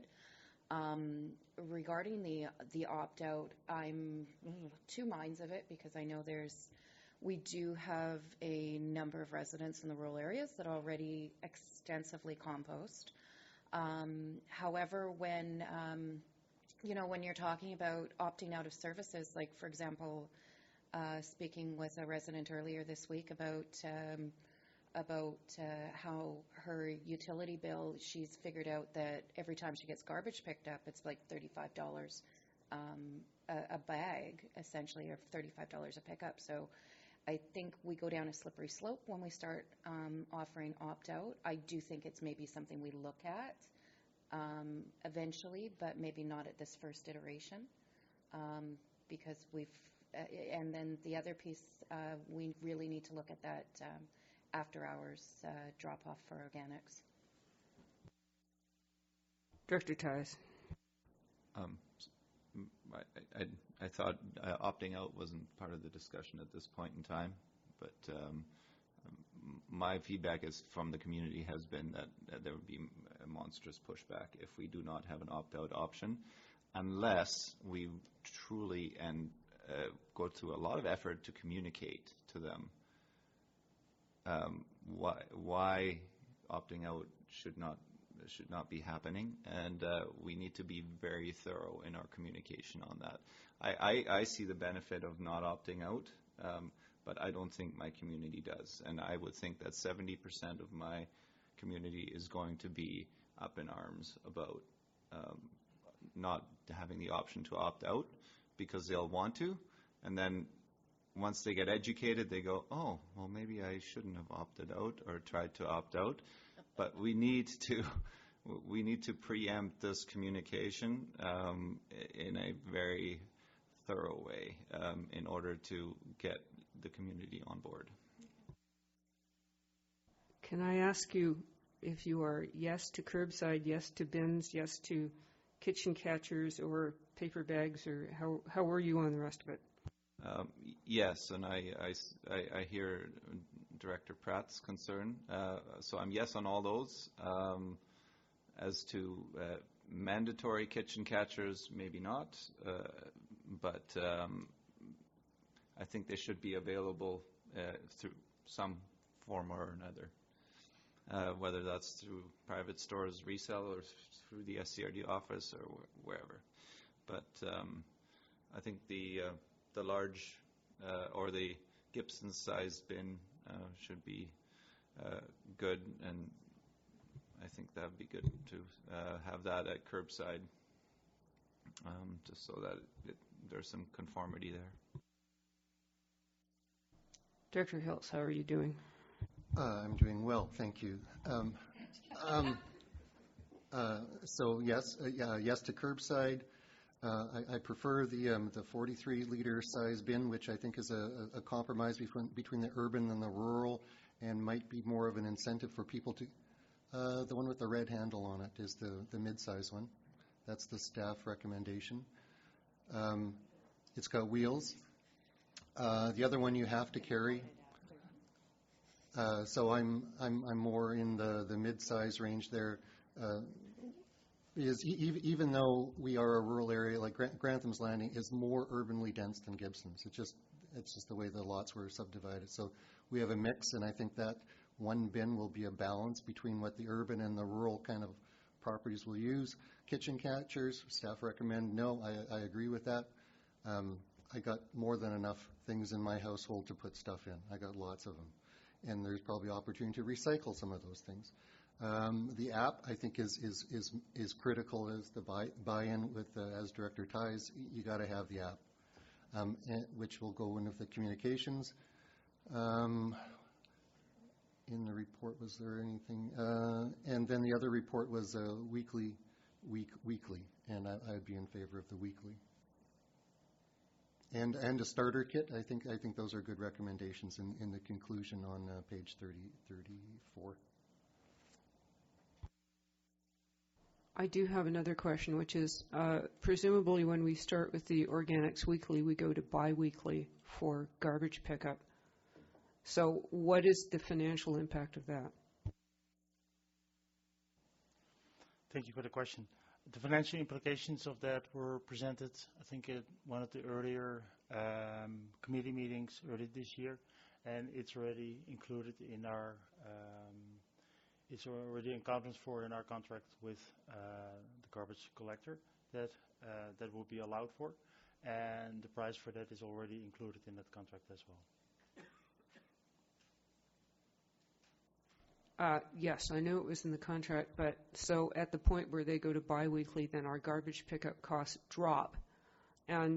But that was not included in considering the organics? It's not built into the organics price, or is it? It's currently not included in the organics price because we would need to have to go for a new RFP for that. So I wasn't able to compare the two.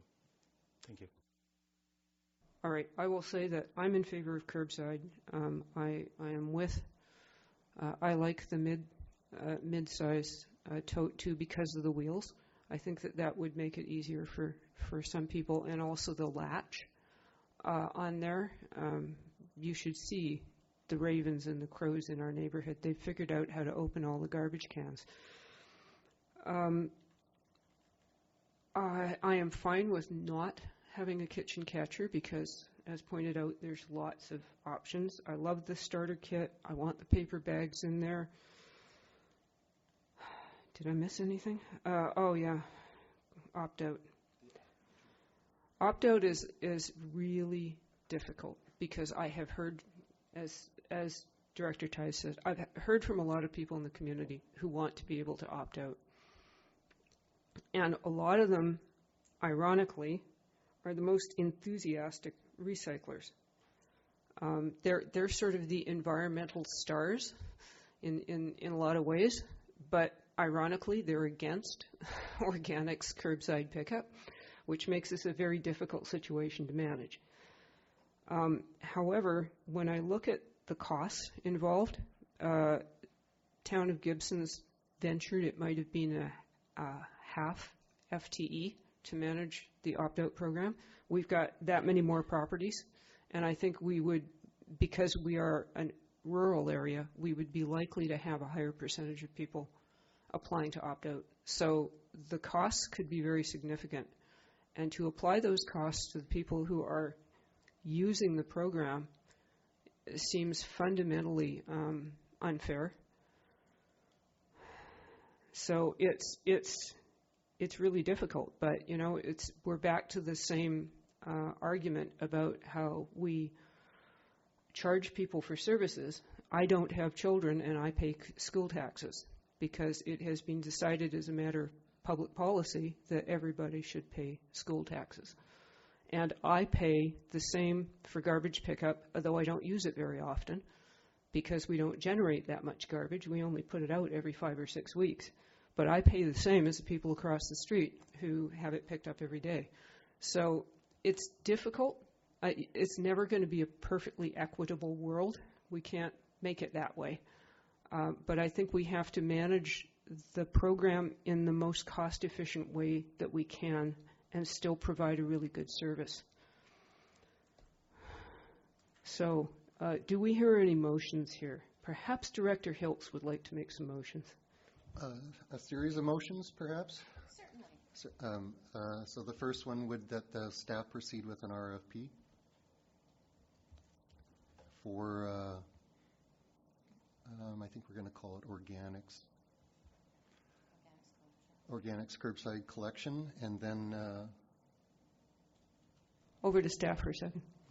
I would recommend to specify food waste. If it's called organics, it might include green waste. Thank you. Well, I would also be, in terms of getting more people to opt in, from a rural perspective, on page 32 there is the recommendation to have a further staff report come in a future committee about the cost of green waste. So to me, that's a key component to help the people in Roberts Creek see a benefit to this somehow. So I'm not. There's a finger being raised over there. Back to staff. Thank you, Chair. If the committee would like to, we can have that report prepared for the next committee meeting. Thank you. Director Ties. I think we should leave green waste out at this point, and just move forward with food waste for the sake of expediency and keeping it simple. If in the future we want to add green waste, then I think that can be tackled at another time. I think the green waste works fairly well right now, the way it's set up, and it's not like we have green waste in our garbage in large quantities, I don't think. So, building further on Director Hiltz's motion, I'd like to. Do you want me to keep going? All right. The motion is to do food. What is it? Food waste organic pickup, an RFP for that, and to include the 45-liter bin, or is it 43-liter bin, to not have a kitchen catcher as part of the RFP at this point in time, and that it'd be weekly. And sorry? And yeah, that there a starter kit be provided. Yes, and an app. Do we have that? Do we have a seconder? We have a seconder. I believe Director Ties made the motion. He finished it. So, and we have a seconder, and we only have 4 voting directors on this. All in favor? Okay. Oh, I don't like that 43-liter bin. Wow. I'll just say it. Okay, that passes. Is there anything else that staff needs at this point from us? No, thank you for the direction.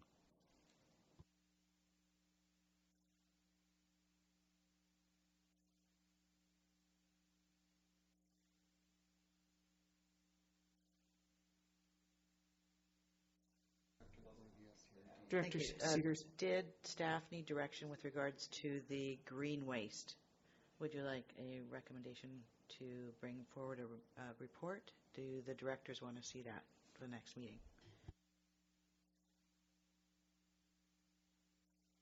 Director Hiltz. I'm very interested in seeing the report come forward, and it might inform the RFP, perhaps, the timing. But I'd sure like to see the numbers about what the prediction is. And it sounds like staff is fairly easy. That's a fairly the materials are at hand to produce the report. So yeah, I would make a motion to have that come to a future committee.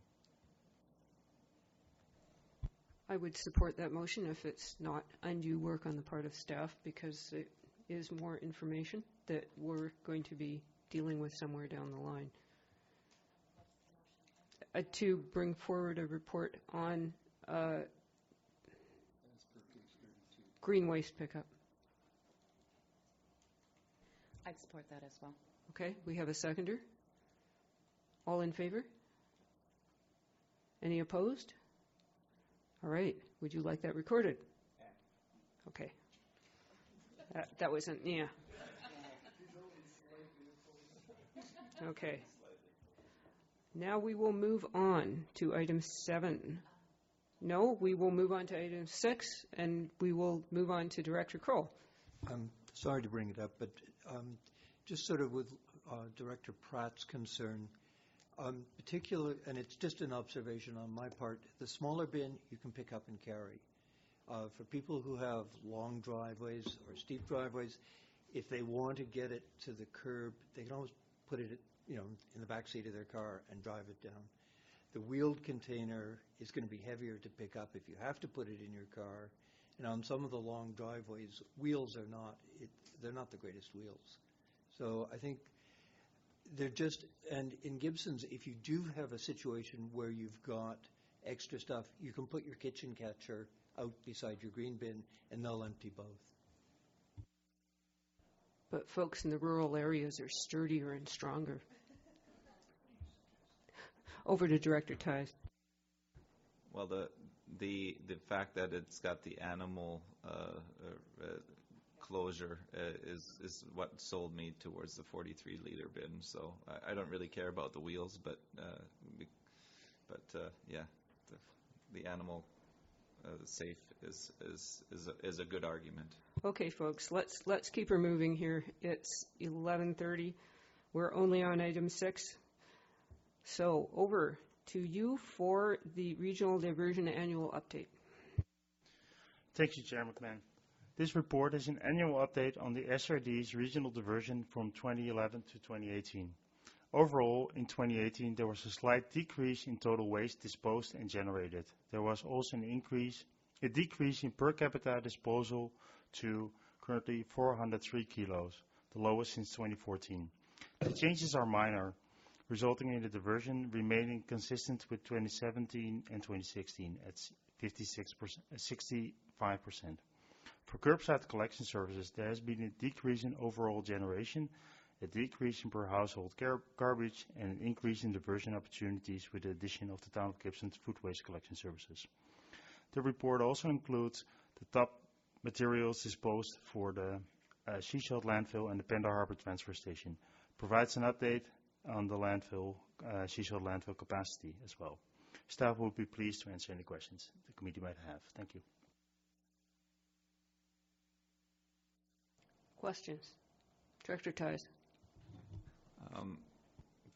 Further to my question previously, I'd like to see a study as to what the difference is between weight and volume, and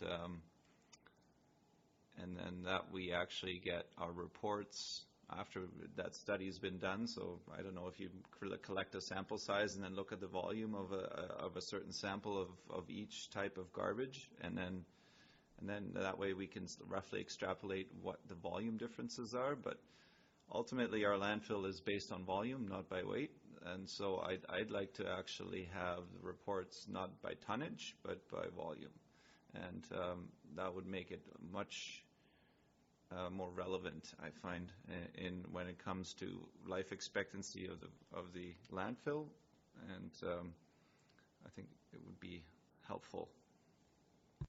Over to staff. Thank you, Chair. The weight versus volume metrics is an interesting one. On that note, on that item, I have to indicate that the volume of materials brought in is not the volume as it is being buried at the landfill, because it's compacted at the landfill. And sometimes it's even squeezed or shredded or whatever. So there are, it's not a 1-to-1 ratio, the volume being brought in and the volume buried. There is a significant difference there. Thank you. I'd like to ask a question, and that is, what are we doing to reduce commercial waste diversion? Because that's a very large portion of what's going into the landfill.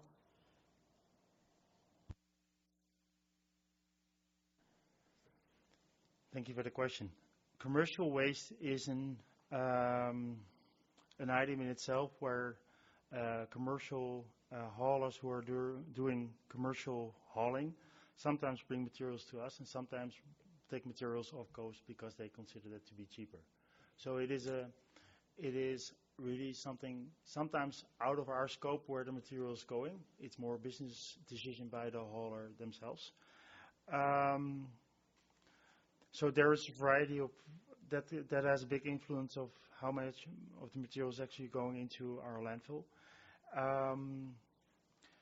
On the other, in terms of increasing the diversion, I think the bans on recycling, recyclables, and organics for commercial will have a big influence on these numbers moving forward. Director Hilt. Thanks, Chair. This, the question's on page 52.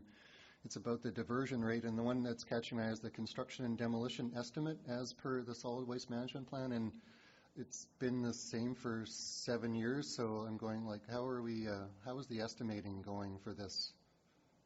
So I'm looking at it with particular with the contrasting the chart on page 55, which shows construction waste. So I'm just kind of trying to understand the difference between what's being landfilled and how we're calculating the diversion visit. It definitely is like it's 25% of the diversion, so it has a significant metric on the amount of our diversion rate. So we're using an estimate to decide on our diversion rate, so I'm wondering how accurate our estimates are. Staff, please. Thank you.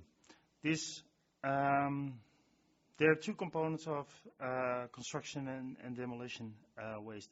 A certain part of the material, like wood waste and wood and asphalt that is being brought to our landfill, is captured as a separate category. This is the material that is diverted. This is an estimate of the amount of material that haulers are taking off coast without us even seeing it. So that's why this is an estimate included in the solid waste management plan, and it was an estimate at that time, and actually we had never reviewed it since. So it is really just a static number as of that region. For that region, it would take some time to review what the actual number would be. Thank you. Okay, I'm just going to make a final comment that I think it would be valuable to work with some groups like, for instance, the Chamber of Commerce to see what we can do, working with retailers in particular. But anecdotally, I have heard that the retailers don't have very good systems for diverting recycling, and that a lot of their stuff, packing materials, styrofoam, stuff like that, is going straight into our landfill. Anything that we can do to work with the big commercial generators to, improve their diversion and their consciousness. BC Ferries is one. Their garbage from the Queen of Surrey comes to our landfill, so are we working with them to ensure that they are diverting as much as they can? Director Pratt. I'd agree with that. There's it's not just retailers and BC Ferries, but any of our. I think about my office in Seashelt, and we may recycle within each one of our offices, but then our cleaners come in and they throw everything in one garbage bag, and it goes out to the dumpster. And I've seen this a number of times because there's no system in place, and there's no stick from the municipality or from the RD to say, look, you can't be doing this anymore. So I think we need to be taking this quite seriously within the businesses as well. Okay, Director Lee. Curiosity question, and it's about the beach styrofoam. I see that Seashelt Landfill accepts beach styrofoam, and I assume it's recycled at that point. But my assumption is that the styrofoam that's taken to the Pender Harbor transfer station is landfilled. Do I have that correct? Staff, please. Beach styrofoam is currently being landfilled, correct. The other part of that question was the beach styrofoam that was collected by Seashelt recycled?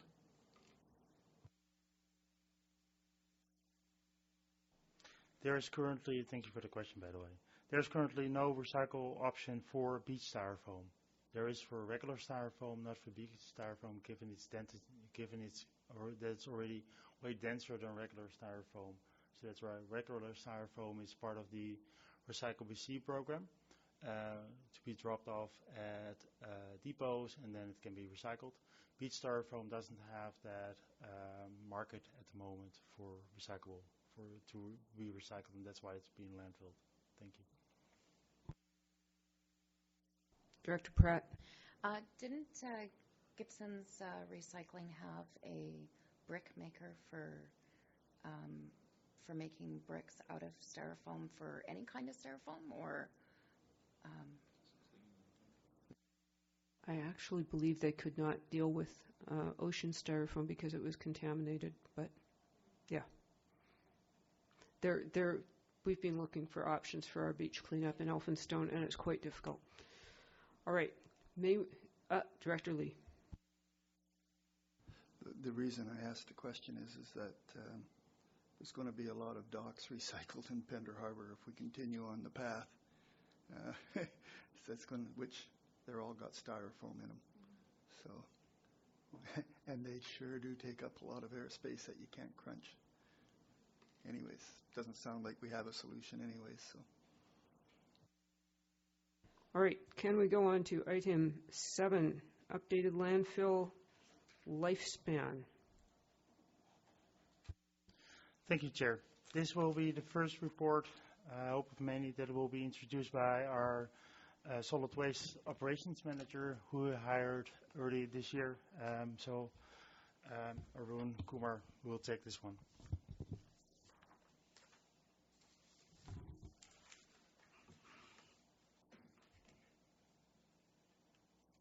Thank you, Chair McMahon.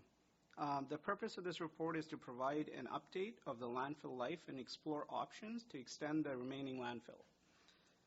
The report also provides an overview of how the design of the site is approved through the Ministry of Environment and Climate Change Strategy, and how it is linked to the site operating certificate issued for that site. The report further identifies factors influencing landfill life, such as per capita disposal rate and population growth. The site has 6.9 years remaining as of last December, bringing the landfill to late 2025. This is the same as it was predicted last year. Staff explored options to increase landfill life through design and operation of the site itself. Options that were explored included, so on the operations side, increasing waste density. This can be done through several methods that were explored, such as increasing the size of the equipment itself. The size of the equipment puts more ground pressure down, compacting more material into the same airspace. Shredding material, which is basically taking raw waste, feeding it through a shredder, and then getting a consistent material to place in the ground that aids in compaction. And then another option was adding a waste baler, so using a machine to compact the waste into a bale and then placing the bale into the ground. Then the other options we looked at was the site design itself, such as vertical expansion, horizontal expansion, reinforced retaining wall systems. Besides the reduction in cover material usage, staff have not been able to identify a logical option to extend the lifespan of Sechelt landfill. Staff would be pleased to answer any questions that the committee might have. Director Seegers. Thank you. I noticed when you talk about equipment size and material shredding in the report, you indicate that the current contract does not have those as components. Is there a clause in the contract to allow modifications of the contract? And if so, is there a cost to do that? Given that these could potentially give us more time in our landfill, it may be actually advisable to look at a bit of a cost increase now to give us more time. Staff, please. Thank you for the question. Staff is not aware of such. There are, of course, options to amend the contract, but not for including this type of major change in the operational method to be used at the landfill, as it would require significant capital expenditures by the contractor or by the SOD. So it's currently not. It wasn't contemplated when this contract was signed back in 2012. Director Seegers. Is there a cost to break the contract? Staff, please. We haven't explored that option in every detail yet. Director Ties.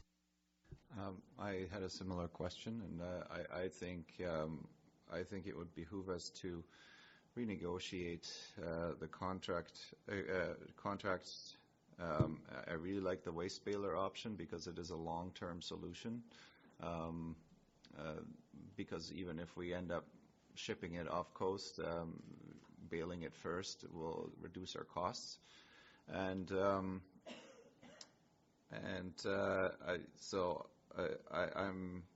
thinking that I'd like to have staff look at the option of renegotiating the contract to include a waste baler in its operations, and that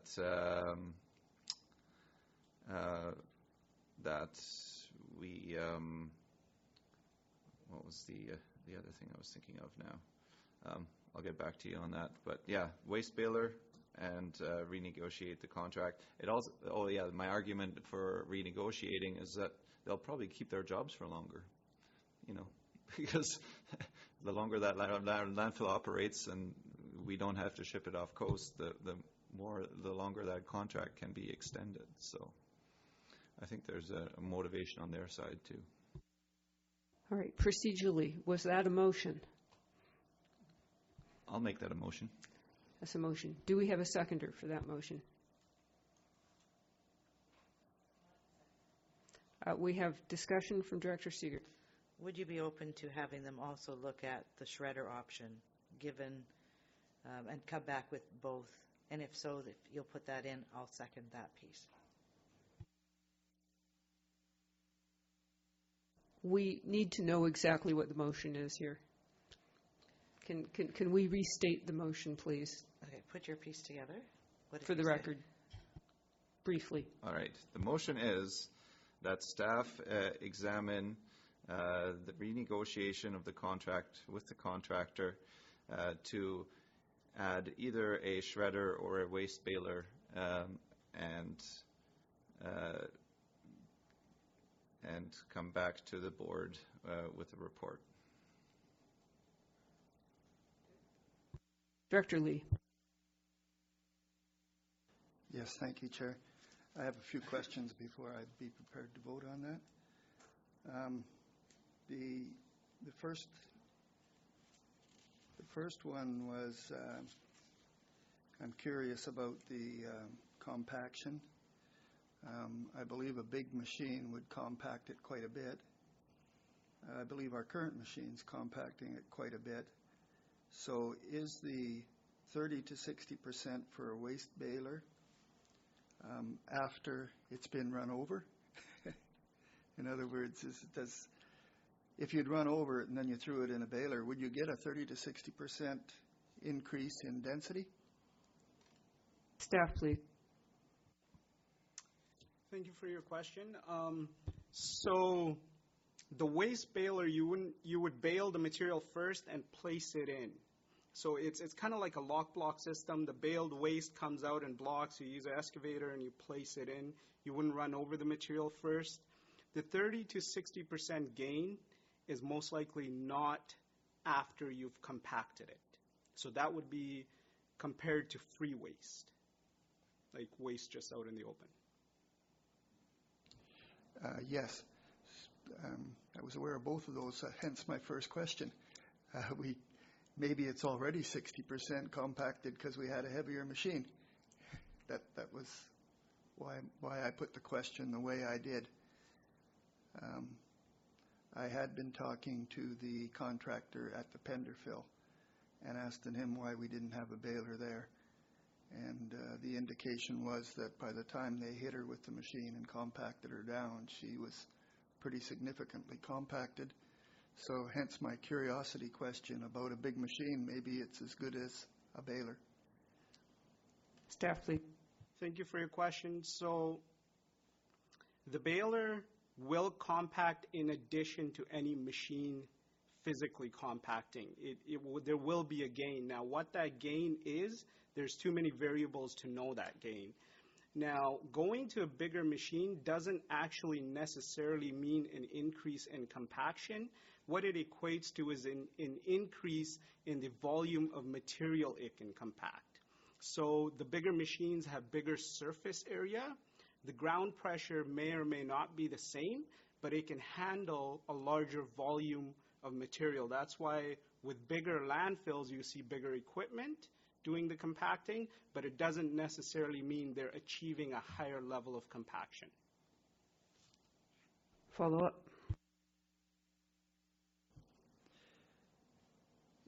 Would you get a greater degree of compaction if you shredded and then baled? Staff, please. Thank you for your question. Shredding and then baling would be counterproductive because you wouldn't have any material to bind your bale with, because your bale would just, it's all shredded, it would start falling apart.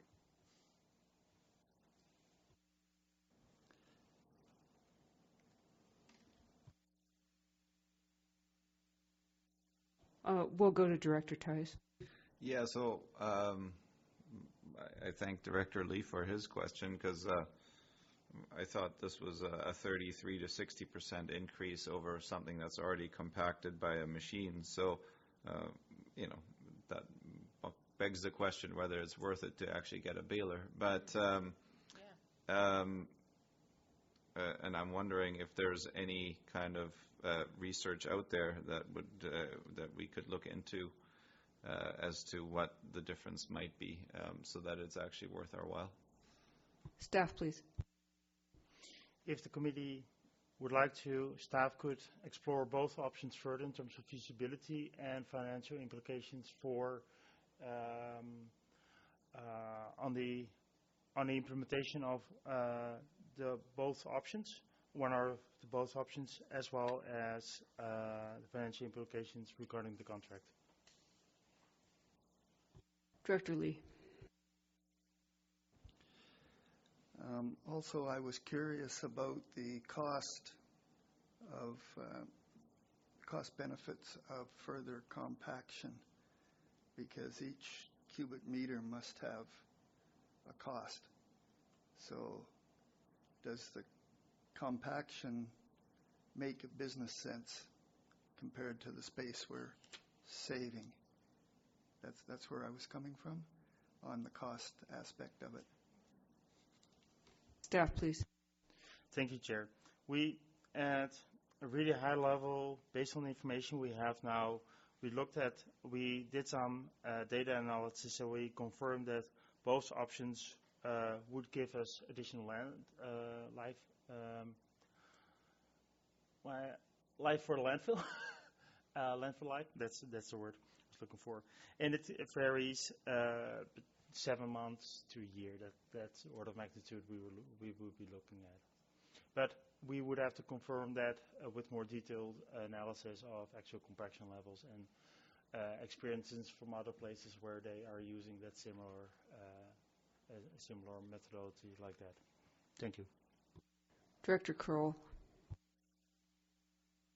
The question I have, you've referenced population growth, and I'm just wondering what criteria are brought into the calculation of population growth. Like, are you currently liaising with the different, like the town of Gibsons and Sechelt, for development permits that are being issued and how they would impact on population growth? Or is it just a sort of arbitrary figure that is a projection? Staff, please. Thank you for your question. So our design, operating, and closure plan, which predicts the landfill life, is based on a certain per capita disposal rate and a fixed growth rate.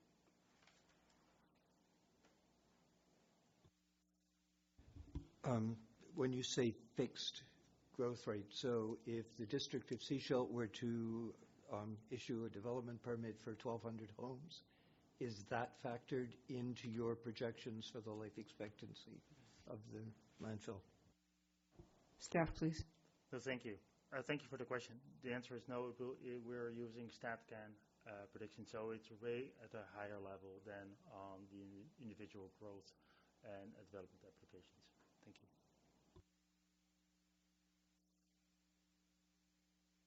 Director Ties. So going back to the motion that's on the floor, I like the idea of adding the implications of as directed by staff, and I'd like to call the question. Wait. First, do we know what we have added to the motion? Good. Do all the rest of us know? Perhaps we could read back that motion. Thank you.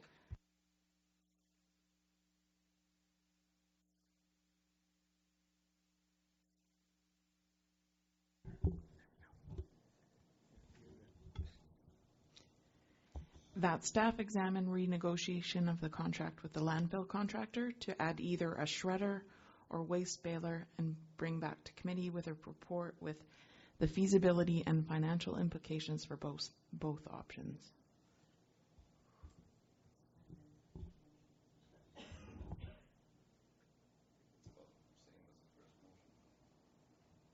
I think we're good to go. All right. The motion, the question was called. So all in favor? Point of order. Uh-oh. Just want to make sure because there was the financial implication piece that was added in after. So that just procedurally we do need to bring that forward as an amendment, the initial motion, just to be process oriented for our corporate officer. Please. So I'll second the amendment. All right. The amendment is seconded. Can we vote on the amendment? No? Director Lee. I do believe there is a process for calling the question, and we did not follow it. I think you have to vote on calling a question. Automatic calling a question because someone says to call a question is not correct parliamentary procedure. Staff, help.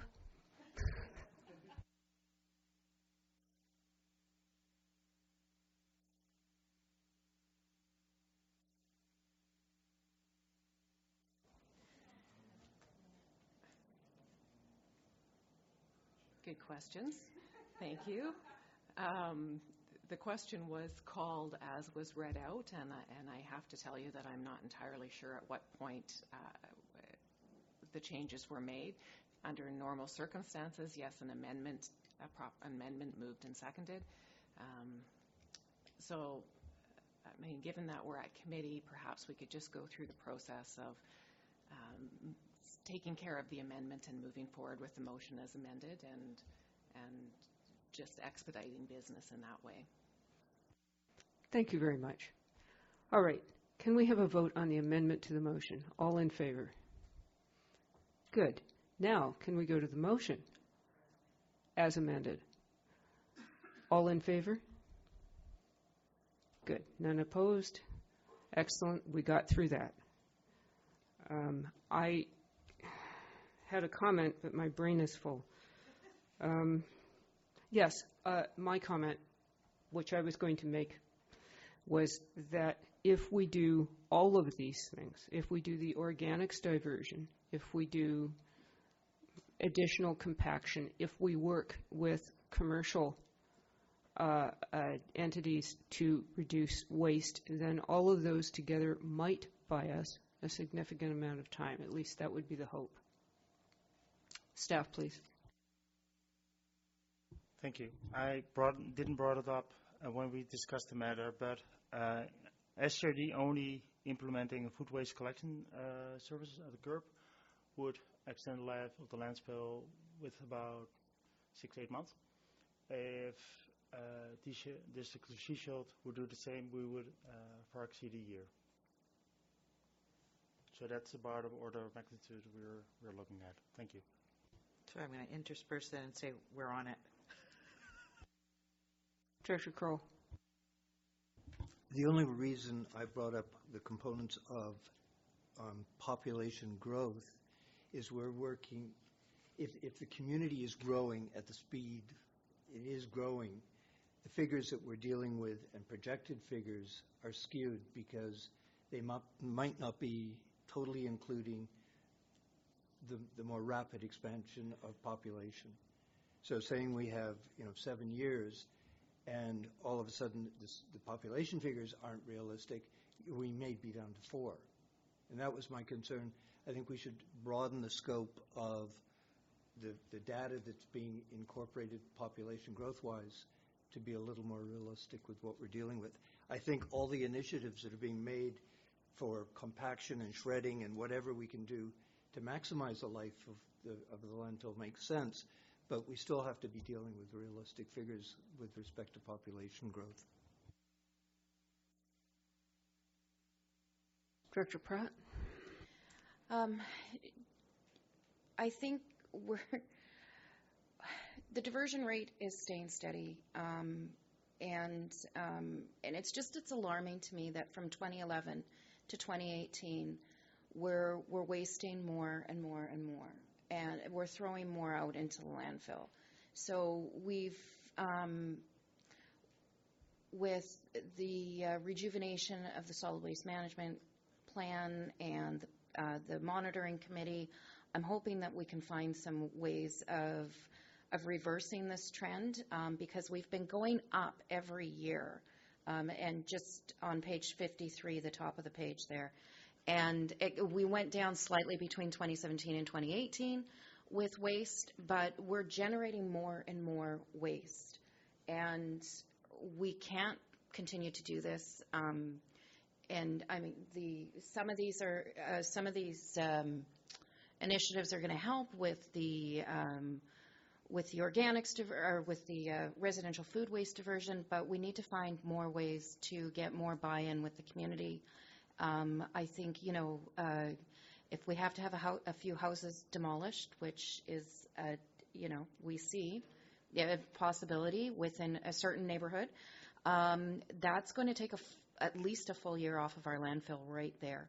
And that's a very real possibility. So we have a solid waste management plan that needs to be rejuvenated, which we've indicated a few times. We need the PMAC committee to be more engaged and just there. But the numbers are alarming that we're throwing out more and more. And we really need to look at the containers that we're allowing people to use for their garbage, for their diversion, because we're facilitating this. So it's alarming to me, and I'm just putting it out there that we need to do we need to do more, so we're wasting less. Points well made, but we really need to keep moving through the agenda here. So can we please move to item number 8, which is the process for siting a new landfill? Staff, please. Thank you, Chair McMahon. The purpose of this report is to provide an overview of the complex process of siting a new landfill. The report looks at multiple steps involved to obtain an operating certificate through which all landfills in BC operate. It provides an overview of how the landfill's operating certificate, the site's design, operating, and closure plan, and the regional solid waste management plan is linked. The process begins by searching and identifying potential sites which meet the Ministry of Environment and Climate Change Strategies criteria through a desktop study. This would determine whether the following steps and processes identified in the report are pursued or not.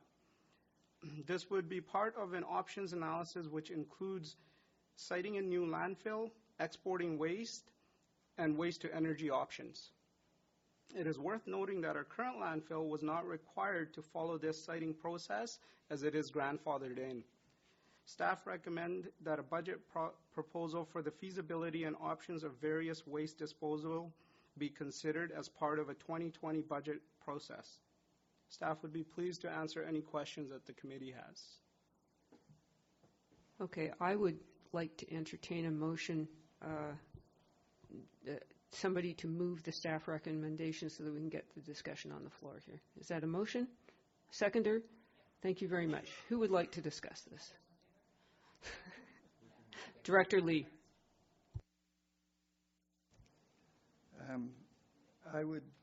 My only comment was, is there some way we could get started earlier on this? That's a question for staff. Thank you. Of course, we anticipated this question and we explored that option as well. Staff currently doesn't have also the financial capacity, but also the staff capacity to initiate this earlier. And this function doesn't have the same level of reserves as others that we can draw from reserves to initiate such a project. Thank you. Director Ties? So my question is connected to that. So I'm guessing this options analysis would be done externally and not in-house. And on that connection is, I'd like to be, I like that we, the motion is that we put an option analysis for the 2020 budget process. But I'd like to add an and that, staff prepare an RFP and tender the RFP so that the analysis can start as soon as possible. So that essentially as soon as we have the money in hand, we can, the RFP is already out there and we can already pick who we're using. So you are moving an amendment to the, do we have a seconder to the amendment? We have a seconder. All right. Discussion of the amended motion. Director Lee. I'm just concerned a little bit about the timing. Can we actually get a new landfill done before our landfill runs out? That's my question. Staff, please. Thank you for the question. Siding, going through the entire process of if the decision would be made that siding a new landfill, initiating a new landfill is the way to go. If it is feasible and it's financially feasible and operational feasible, it would take 5+ years. 5 years at minimum. So given the current life of the landfill, it is definitely an option. If other options like exporting, etc., it's for sure an option. It is an option. We don't have a lot of time to waste. Director Seegers. Thank you. On the bottom of page 82, you have the siting criteria that the Ministry of Environment uses. So I know you guys have access to all these maps and stuff. Given the criteria you've got here, have you done just a preliminary look at the area? Do we even have the hope of having any site in our area that would meet this criteria? I mean, you got water supplies, you got, all kinds of things on there. Staff, please. Thank you for the question. We haven't done that analysis yet, given that currently it's not included in our work plan, unfortunately, for this year to do this kind of analysis in-house.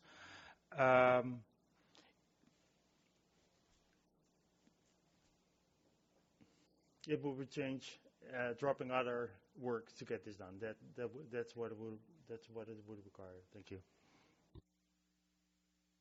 Director Pratt. What's the potential on reopening the Pender Harbor landfill as a stopgap? Staff, please. Given the current, as it doesn't meet any of these requirements, to have that discussion with the ministry would most likely be not successful. Because we don't have a current operating permit anymore for that landfill, so we would have to initiate a new one. I would like to suggest that we vote on the amendment to the motion, just so that we don't get completely lost. Do we remember what the amendment to the motion was? All right. You didn't get it? So the amendment to the motion was to issue the RFP, was it not? Director Tyson. So and that staff prepare an RFP and tender the RFP so that the analysis can start as soon as possible. So that means that we can even tender the RFP before the budget process is approved. But you can tender an RFP, and then you'd actually have a better idea as to what the budget process might be. Staff. I'm not a procurement expert, but what I know from procurement processes and rules around it is that once a tender is issued, it should be intended to proceed as well into that it would be awarded. So I would have to check with my purchasing, with our purchasing officer, to confirm if we can actually already tender it or have it ready to be tendered when the budget is approved. I will confirm that. So procedurally, I think we should probably defeat the amendment. Well, we don't know whether we can do that or not. We either need to... Director Ties. The wording is as soon as possible. Which means that whatever procurement says, that's going to be our limit. All right. If that works, then we're fine with it. You're good? Okay. Can we have a vote on the amendment? All in favor? Thank you. None opposed? Excellent. Now we're back to the main motion. Do we have any further discussion on Director Lee? I was wondering if we could get creative about financing it, such as borrowing or whatever it would take to get it going right away. I guess Tina's not here, though, so maybe that's something to ask later. Would anyone like to speak to creative financing? I'm certain that our CFO would not like to speak to creative financing. And if you're looking at long-term borrowing, of course, we require elector approval. So there are all sorts of implications and timelines associated with that as well. Director Kroll. In light of the fact that garbage and disposal of isn't unique to us, is there any grant money that's available from provincial or federal sources? Because it's a universal problem. So one can only hope higher levels of government might be coming up with helpful solutions. Staff, please. Staff is not aware of any grant funding currently available for siting new landfills. Thank you. If we have no further discussion, I'd like to call this question as amended. All in favor? Good. None opposed. Thank you. We can actually move on to item number 9. This is exciting. We're on the next page. General Manager, Water Supply Update. Thank you, Chair McMahon. Staff wants to provide the committee with an update on the current water supply situation for the Chapman Creek water system. At last month's committee meeting, staff indicated that the condition of the snowpack in the upper Chapman Creek watershed was comparable with the situation in 2018, 1 month later. The warm weather over the past months resulted in the snowmelt at a rate that not occurred last year until mid-June. Given the current weather forecast for the upcoming months, staff expect that this situation will most likely result in the impact of snowmelt on the creek flows to decrease significantly as of early June. It can therefore be anticipated that Stage 2 of the drought management plan will need to be called sometime early June. For the remainder of the summer, the water supply from the creek will depend on the rainfall and the stored water in Edwards and Chapman Lake. It will depend on the development of this supply over time and the actual community demand if and when the calling of more advanced stages would be required to sustain the water supply for the duration of the summer. The current long-term weather forecast calls for warmer than normal temperatures during the upcoming 3 months, while the weather forecast does not indicate anything about abnormal amounts of precipitation to be expected. Staff will continue to monitor the water supply situation on a daily basis and will provide status updates at future committee meetings. Staff will be pleased to answer any questions the committee might have. Director Lee?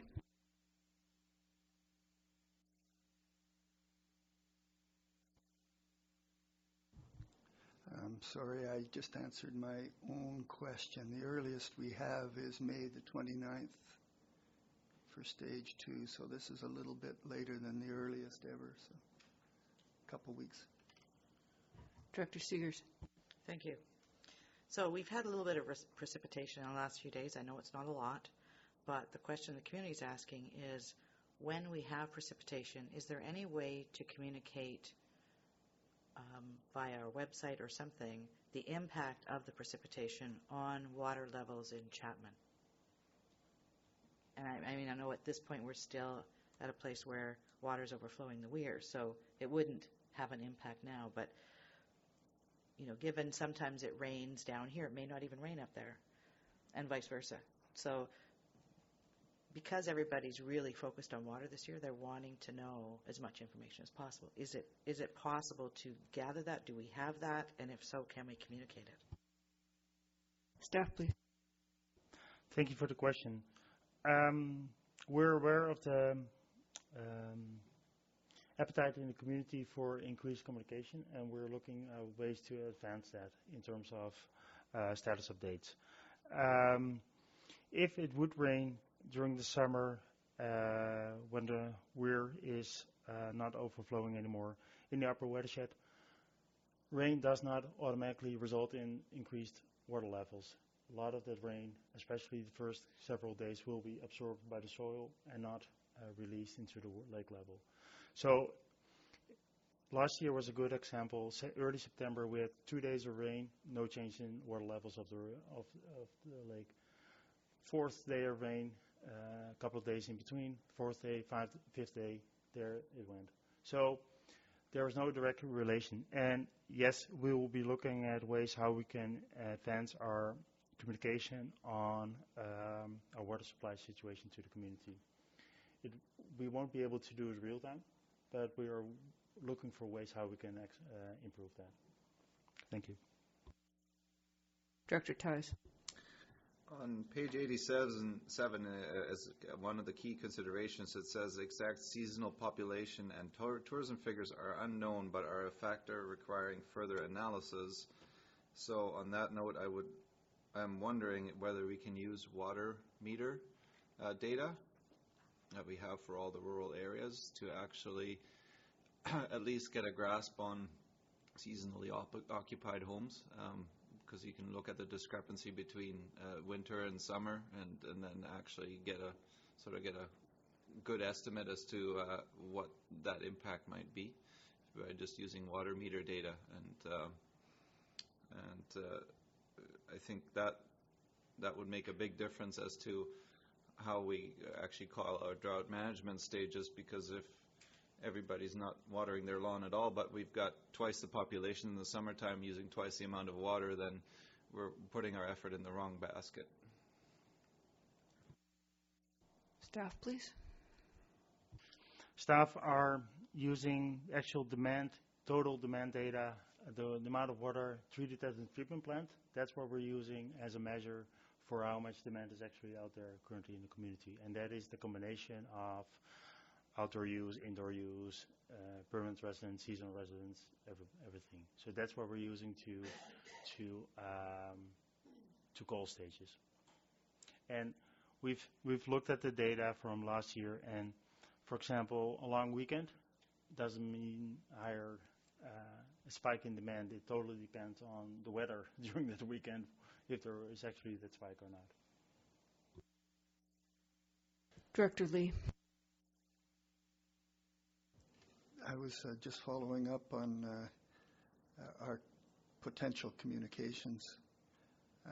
And I'm looking at the chart that we got for the Chapman drawdown for 2018, where we watched this go through stage 2, stage 3, stage 4, and it looks like that's fairly clear if we had something similar to that on an ongoing basis, so we could all understand. I think it would be a pretty good thing. All right, I'm going to move us along to item 10, managing growth to address water supply deficit. Thank you. Staff were asked to provide a report regarding the tools, options, and approaches related to the management of growth and development on the Sunshine Coast in the context of a water supply deficit. This report provides an overview of possible approaches to manage growth and to address the water supply deficit. There are several factors contributing to the deficit, and it's not necessarily directly related to growth in residential or business uses. Seasonal increases based on tourism, irrigation, or other uses of water are also a factor, as are prolonged periods of little or no rain in the summer months and improved protection of aquatic ecosystems during those months. The report notes that there are many development pressures on the Sunshine Coast, and effective solutions will likely require a coordinated regional effort. Page 5 of the report, or page 90 of the agenda, outlines potential policy or bylaw changes that could be explored to mitigate the deficit while adhering to parameters established within legislation. This report is presented for information and direction on next steps, and if the committee should choose to pursue growth management options in relation to the water supply deficit, this should be explored further and form part of upcoming public participation opportunities related to water and discussed with other local governments on the Sunshine Coast. Thank you.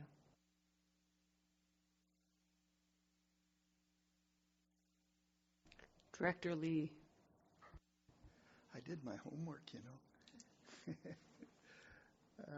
My thoughts on trying to manage growth management to address our water shortage is really not necessary. Our growth is so small compared to our deficit that you might add 1 hour of stopping us moving through a stage, but it's absolutely very little to do with the fact that we need more water. It's exactly as the report says. We've got climate change to deal with, and we have the fact that the environmental flow through Chapman was significantly increased, unanticipated. So the growth is not the issue. By the time the growth made any difference to our water supply, we would have the waters. We'd better have a solution to our deficit, because that would be years and years before you saw anything, and hopefully we're not years and years away from solving the problem. That's my thoughts. Director Tars. I agree with Director Lee, but I would also like to I'd like to make a motion that staff put together a list of actionable initiatives to incentivize and or regulate regulate or conserve water in new and existing developments, including xeriscaping, rain and grey water recycling, and that staff reach out to the other local governments to come up with initiatives that could be implemented throughout the region. I think that new developments should be held to a higher standard than what we currently have as to conservation, and I also think that we should slowly get the whole coast on board in becoming a more water conscious community.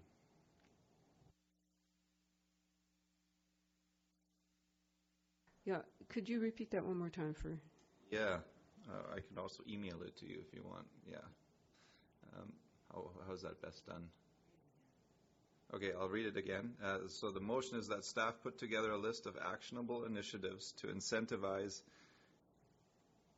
and or regulate the conservation of water in new and existing developments, including xeriscaping, rain and grey water recycling, and that staff reaches out to the other local governments to come up with initiatives that could be implemented throughout the region.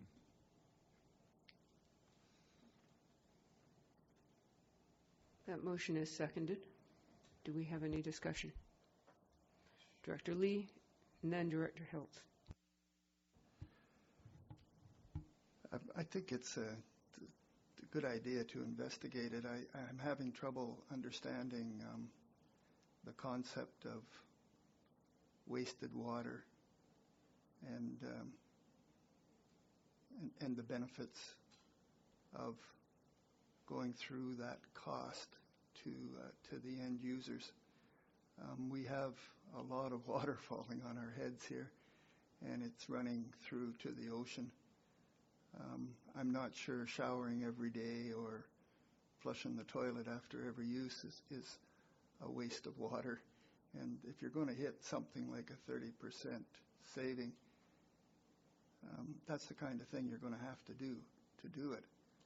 And I'm not sure that our general population here could see a cost benefit plus a reason to do it. They probably are willing to pay for the infrastructure to delay the water getting to the ocean, because that's really what we're doing here. So somehow I'm having trouble wrapping my head around it. I need help. That's all. Thanks. Director Hiltz, you were next. Sure. With respect to the motion, it's kind of the question is how much staff time, when it's going to be done, what is going to get dropped off in order to do it. I'm looking at page 93, and it's the word exploration, and so this is a little bit of an exploration. So I'm looking at the timing. Is this the time to be exploring it, or is there something more pressing in terms of our time and use? So that's the question I have about when we're to direct staff to do this, and how much capacity they have to do this, and how much we want them to do. So that's my kind of question about the motion. Any comments from staff on that? Thank you for the question. As you can imagine, over the next couple of months, our primary focus is the current water supply situation. And and at the same time, we're spending a significant amount of time on the actual water supply expansion projects. So we would have to look at the work plan within the different departments to find out what would be an appropriate time that we can initiate these kind of analysis and discussions without impacting other priorities within the organization. Thank you. Director Seegers? Thank you. I understand. Staff we've tasked them with a lot, and I think they recognize the urgency of some of the other projects that we're dealing with. And this is looking at going forward. So if they don't get to it right away, I think it still needs to be put into the queue so that ongoing development is actually addressed. So I'm totally in support of this, and staff will get to it. They can give us a timeline at some point when they can get to it, but it is a project that I think it meets the direction that this board's looking at doing, and having the community come on board with regards to conservation, collecting water, cisterns, all of those kinds of things. And we need to look at how do we implement that. We have some of our counselors are also working on that in Sechelt and talking to some of the health officers, for example, to see what are some of the things that we need to do. Some of it may require some advocacy. So that initial work will need to happen at some time. Director Theis. Yeah, I'm in no particular hurry on the answer to this question, but I think it should be part of our considerations moving forward, and I agree with Director Seegers here. Dr. Pratt? Thank you. I understand, and I would agree that it's definitely something that we need to be looking forward as we move forward as a community, and working with the other governments is key, because as much as we say, we'd like to limit growth in the regional district and for our water supply, we can't legislate what happens in Sechelt.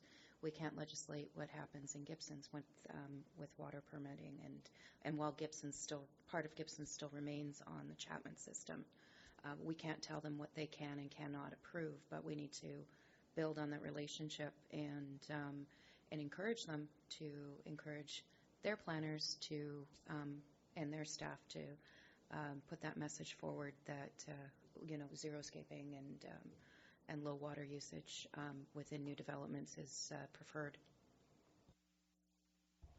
Okay, I'd like to call the question on this. So everybody in favor of this motion? Anyone opposed? No? Thank you very much. That passes. Director Seegers. Thank you. I read this report with much interest and actually referred to it last night at our council meeting. What I noticed in the report is the impact, the assessment and the information primarily focuses on the regional district. And yet, in the district of Sechelt, all our referrals for water supply come to the regional district. So if I look at the options that are listed on page 88, so building permits, development permits, pretty much if they meet the guidelines, you're saying they need to be approved. We can't stop them from moving forward. So, I mean, I think we have a lot of developments in that place right now in Sechelt. But then when it comes to zoning amendments and subdivision approval, we actually we have an approving officer in Sechelt. So 4 does not apply as written to Sechelt. So how do 3 and 4 then, how would we take those back and action them there? And then how does that action here when we refer to the SCRD? Over to staff.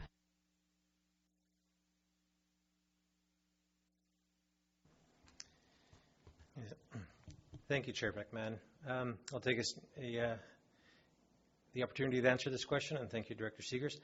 We receive development application referrals from the District of Sechelt.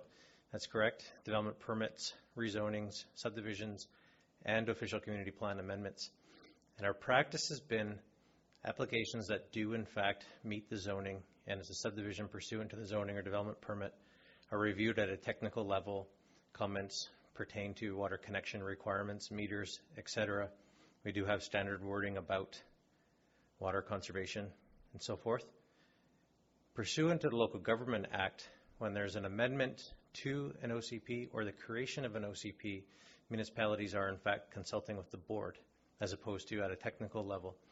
And those are the opportunities where planning staff will review an OCP amendment application from an adjacent municipality, provide comments respecting solid waste, transit, in rare occurrences, recreation, and certainly within the realm of water as well. If we trace back to 2018, 2017, a number of the OCP amendment referrals we received respecting District of Sechelt in particular, we have strengthened our wording respecting the reuse of water for on-site for irrigation, water conservation. We felt we made some improvements in our wording and our responses as part of the referral. Those comments were endorsed by committee and board and then sent back to District of Sechelt.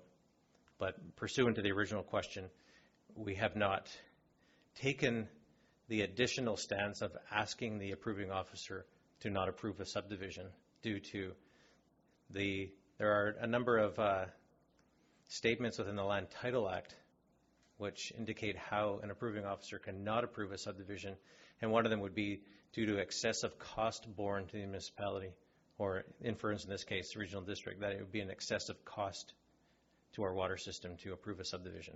We have not to date had that formal discussion or board resolution to address that issue on a referral. Thank you. I'm just going to jump in here for a second because I heard this conversation going on for a couple of years, and I heard some of the discussion at municipal councils, and some of the then councillors felt that when an application was referred to the SCRD for water and the SCRD approved that, that meant, yes, we have enough water. But that does not specifically necessarily mean that. So if we could just clarify what it means when a water connection is approved. Thank you for the question.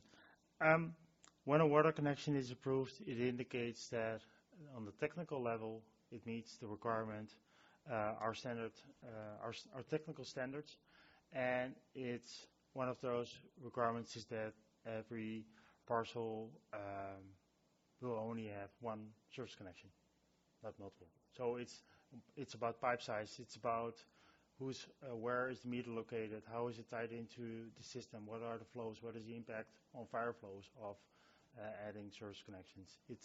It's a confirmation that those kind of technical components are being taken care of, not that there is sufficient water or not. Thank you. Director Seeger. So follow-up. So then what I heard was staff do a technical review only, then it comes to the board for approval. So am I correct then in saying that the staff could actually approve it, say, yes, it meets all of this, but the board could actually say, no, we're not going to approve this because we don't feel we have sufficient water? And do we have the authority, I guess, to do that? Oh, there's a good question. Anyone care to tackle that? So not all of the referrals will go back to the board, right? Only on an OCP amendment.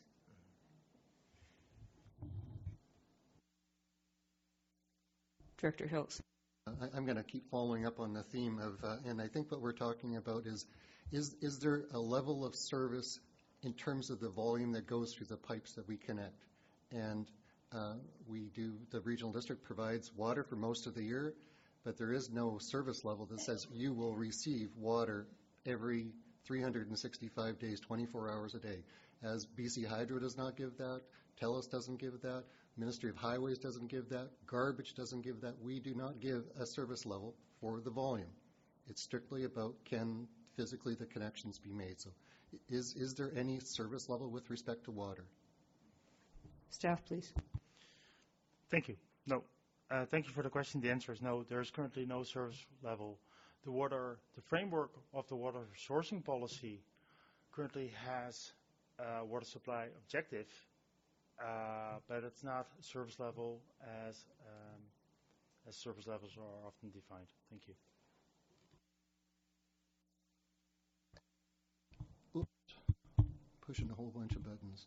And the follow-up to the service level is the public can't take you to court for not meeting a service level. Staff. Yeah, that's correct. They can't. Thank you. Director Seegers. Thank you. As you know, I wear two hats. I sit at another table too. I'm trying to get my head around how we deal with this, in the District of Sechelt. Do we, because we're not responsible for water. It's not under our jurisdiction. So I'm trying to figure out how we deal with developments that come forward to us, given we don't actually provide the service. And yet we have the approving officer. So it's convoluted. And I know this would be, if I knew where we stood in this, I would take it back to our council and we'd have a conversation as to how would we move this forward or not, and what we do with developments. But I'm not clear in this. And I don't know if you can even give me clarity, or if I would need to go back to our staff and potentially legal and province to see. So I'm looking for some guidance around that. Staff, please.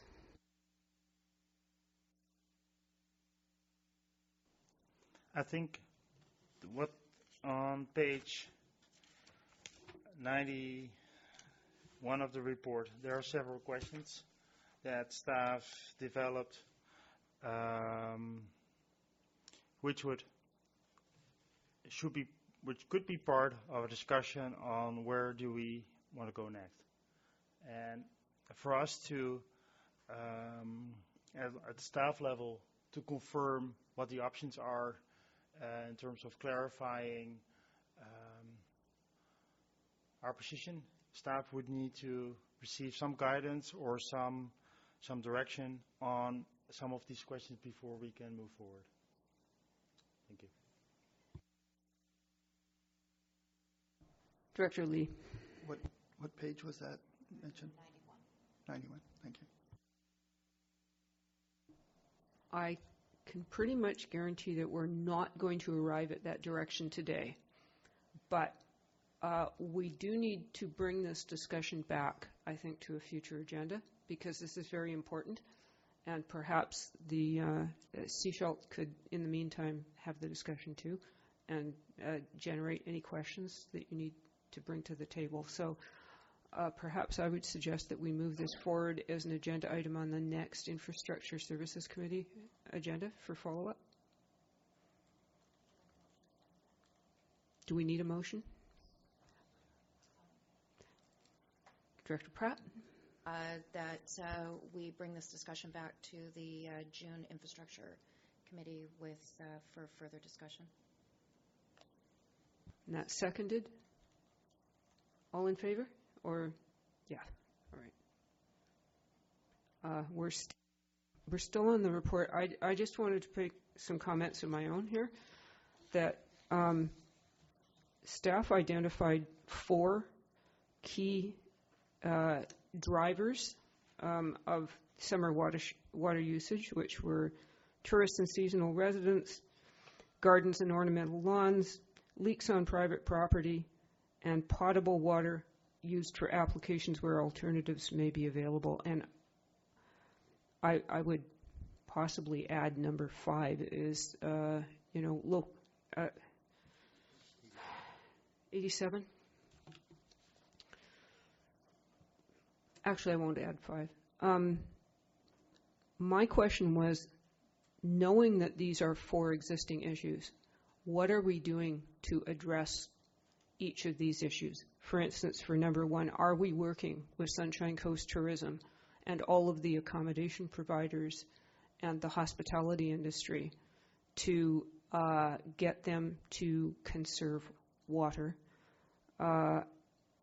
And in the case of private properties, are we pursuing that actively to, especially with a few very large water users? And in the case of using potable water for applications where alternatives may be available, well, it would seem that we're some of the offenders here, because we are using potable water to irrigate our playing fields. So having identified these 4 problems, I hope that we would come up with some strategies to address each of these in the short term coming forward until we can get more water supply online.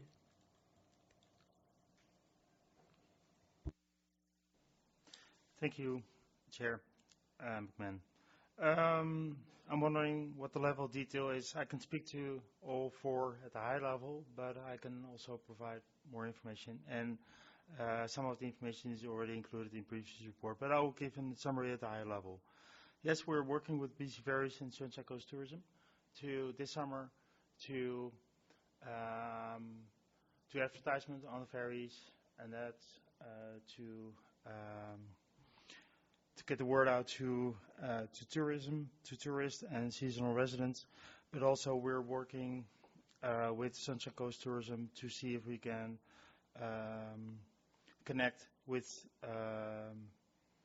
the owners and operators of the seasonal, of the tourist, of the accommodation sector.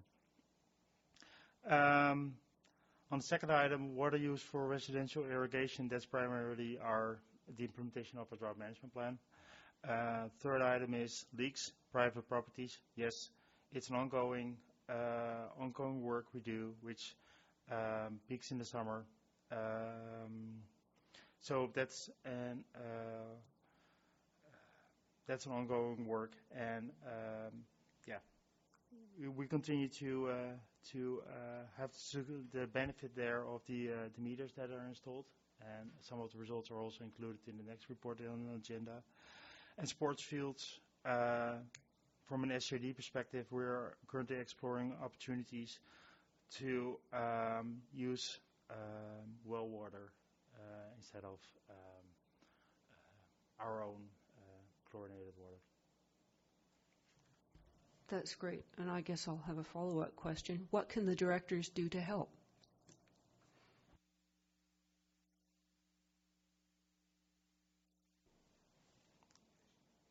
I think what the directors are already doing is promoting and supporting staff in terms of the messaging. I'll think about that question more more as we move along in the next couple of months and weeks. And I'll make sure that I'll connect with you when I see a clear benefit of your involvement in pursuing some of these objectives. Thank you. Director Lee. Just to follow up from a comment, water sourcing policy. Are we talking about the technical memo in 2007 for that water sourcing policy? Thank you for the question. In May, I think it was the May 2018, the board adopted the water sourcing policy framework, and staff will work in the second half of this year to see if we can advance that to an actual draft policy. That policy, the objective of that is to outline how different sources of water would be used in conjunction when we move through the different stages of a drought management plan. And what is included in that policy is an objective of what are we actually aiming for, the water source policy objective. And that's currently framed as that the water supply should be sufficient to maintain a stage 2 year-round. And that's also the objective that has been used to calculate the water supply deficit as we discussed in last December committee meeting. Thank you. Director Kroll? With relation to sort of interfacing with tourism and the capacity there, I think the other area that we need to look and reach out to is the Airbnb people. In a lot of cases, they're just sort of under the radar, and they have a high volume of visitors who are totally oblivious to the situations here on the coast. And I think we haven't completed our Airbnb or bylaw, short-term rental bylaw in Gibson's, but it's definitely something that the water awareness needs to be incorporated into it. Director Seegers? Just to follow up on that, I believe since October of last year, short-term rentals are also included with Sunshine Coast Tourism because they now also pay the MRDT. So I think if we reach out to Sunshine Coast Tourism, we will also capture those as well. And I'll just add the landscaping companies and gardeners. Yeah, they're big. Okay, Director Lee? Are we talking about a message to deliver to them about how to conserve water? Or, because I know parts of Gibson's, and I know Egmont and Pender Harbor go to stage 1, but we pretty much stay there. Got to be trying to figure out what message you'd give to who and how. It's complicated. I think let's move on to item 11 on the agenda, Universal Water Metering Program Update. Thank you, Chair McMahon. The purpose of this report is to provide an overview of implementation and funding options for the Phase 3 of the Universal Water Metering Program. This phase would include the installation of water meters within the district of Sechelt and the Sechelt Indian Government District. There are currently 4,800 meters to be installed or replaced in these areas. At the September 2018 committee meeting, the consequences of the failure to obtain electoral consent for the alternative approval process for long-term borrowing for this phase were discussed. Staff were requested to explore alternative implementation and funding options. Staff analyzed several funding options, which included seeking grants, using existing reserves, and 2 approaches to obtain electoral support for long-term borrowing. Staff also explored options for the completion of the Phase 3 installations that range from fully contracting the service through the hiring additional staff or a combination thereof. Staff are seeking direction on the preferred option for funding and implementation for this Phase 3 metering. Staff would be pleased to answer any questions the committee might have. Thank you. Okay, I'm just going to draw the committee's attention to the options outlined on pages 97 and 98, options 1 through 4. And I also wanted to see if there were any specific comments from Sechelt on this subject. I have to say, we all know, I think, that Seashell was the one that defeated the AAP. And it was, as indicated in the agenda or the package here, that the majority of the residents felt that until additional supply was identified and in process at the regional district, they would not be in support of water meters. I'd like to think that they now see that we are doing some work around that, and that I think an AAP would now at this point be successful. I think we'd still need to do communication around it, and what happens in this next month here with the communication around water would go a long way towards that as well. On page 96 it says 1,200 have meters, so we're looking at about 3,600 out of the 4,800 water services in the area. I think it's something that we need to have happen. We need to get this complete so that we can get a complete picture of the water usage on the Sunshine Coast. I'm going to put you on the spot. That being said, do you have a particular option you favor? Option 1. Hold an AAP, another AAP when we have a little more certainty around the Church Road site. Director Theis. Well, I appreciate the comments Director Seegers made, and I agree that the reason why the previous AAP failed was due to the lack of information available on all sides at that time. Since the AAP, we now have a supply deficit study so we know how big the hole is, and the cost of the alternatives. And I think if we look at all the options and compare them all on the same metric, like a cost per cubic meter, then I think, and even on a 10-year basis to look at ongoing costs, we can see that what the really the low-hanging fruits are, and I suspect that water meters will rank second after only the wells. And I think that will convince people that the water meters are a good, logical choice. And since we're moving ahead on the wells, I think there's going to be appetite for the approval of another AAP. I think if we execute an extensive communication plan around this, that we might not even have to wait until we have further approval on that Church Road. I think we can even nip this in the bud and get going sooner than that. Director Lamb. I'm struggling with this a little bit. Like new development, I can see that we need to put we need to put a meter on. There is 4,800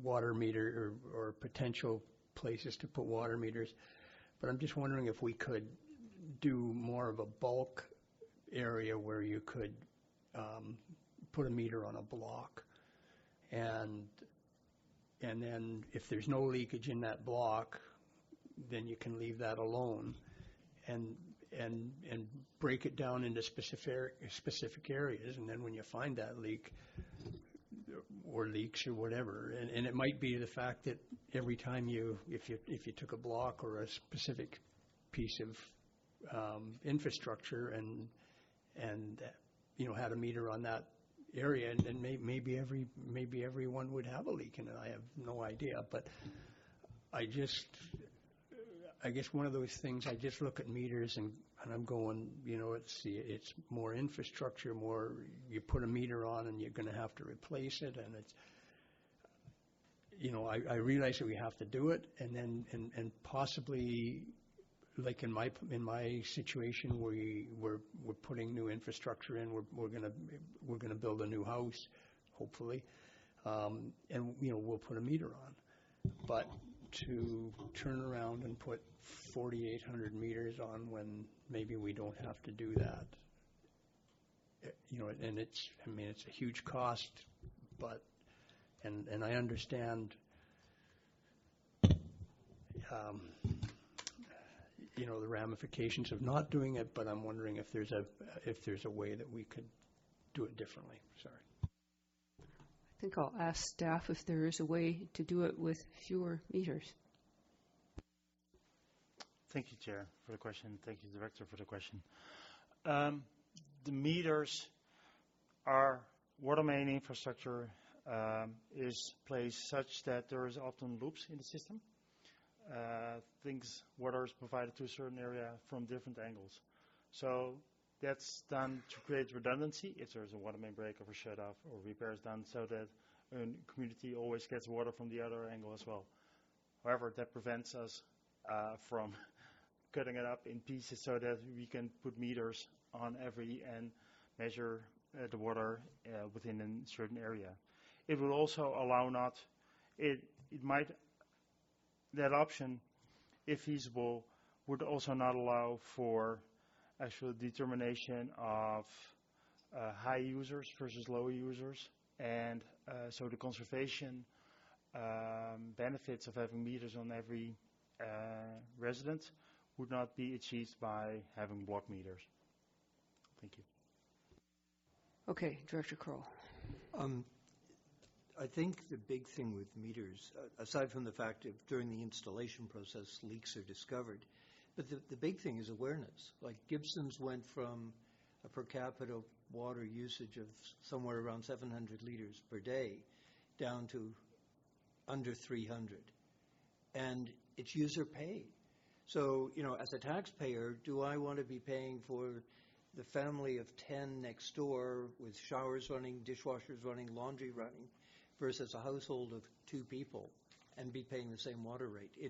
To me, it's mindless, and it makes everyone aware of this valuable commodity we've got and how much you're using it. Okay. I'll go to Director Seegers, but we're not going to start debating whether water meters are a good idea or not at this point. No, I wasn't going there. I wanted to address Director Ty's comments with regards to the AAP. In option 1, what staff are saying is we will need to potentially borrow for Church Road for that well, and so that's why the timing is as it's identified, so that once we actually have the Church Road costing in place, we would actually go to the public for both approval for funding for the water meters and for the required work for Church Road. So that's why I'm in favor of option 1 as it is. Would I like to see AAP for the water meters go forward sooner? Probably, but it makes sense to wait and do both at the same time. Director Hiltz. Thanks, Chair. In terms of the options, the question is about who pays for the meters, I guess. Is it local taxpayers or is it grant funding? And so the question I have for staff is, it's kind of based on the purpose of the report on page 94 is what is the current policy of the board? And from what I could tell is that the Comprehensive Regional Water Plan states the current policy, if that's still true, which it says universal metering subject to grant funding is the current policy of the board. So my question, does an AAP follow within the current policy of the board?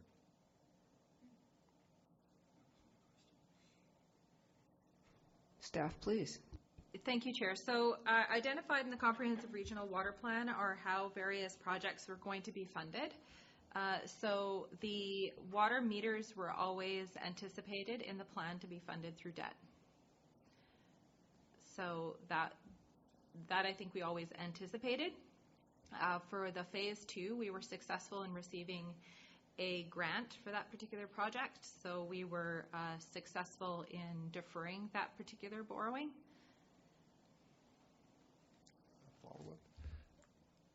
So a follow-up. So the statement that universal metering subject to grant funding doesn't say debt to me.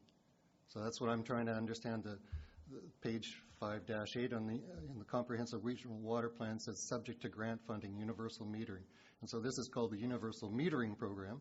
So I would interpret that and only fund it through grant, which puts the cost onto the broader public, not just the local taxpayers, which is debt funding. So that's kind of where I'm confused about what it says in here versus kind of where we're going with the AAP. So I think it would be difficult for any local government to rely on grant as a source of funding because, of course, it's contingent on many factors. You don't really have the crystal ball to understand what the related contingencies will be based on.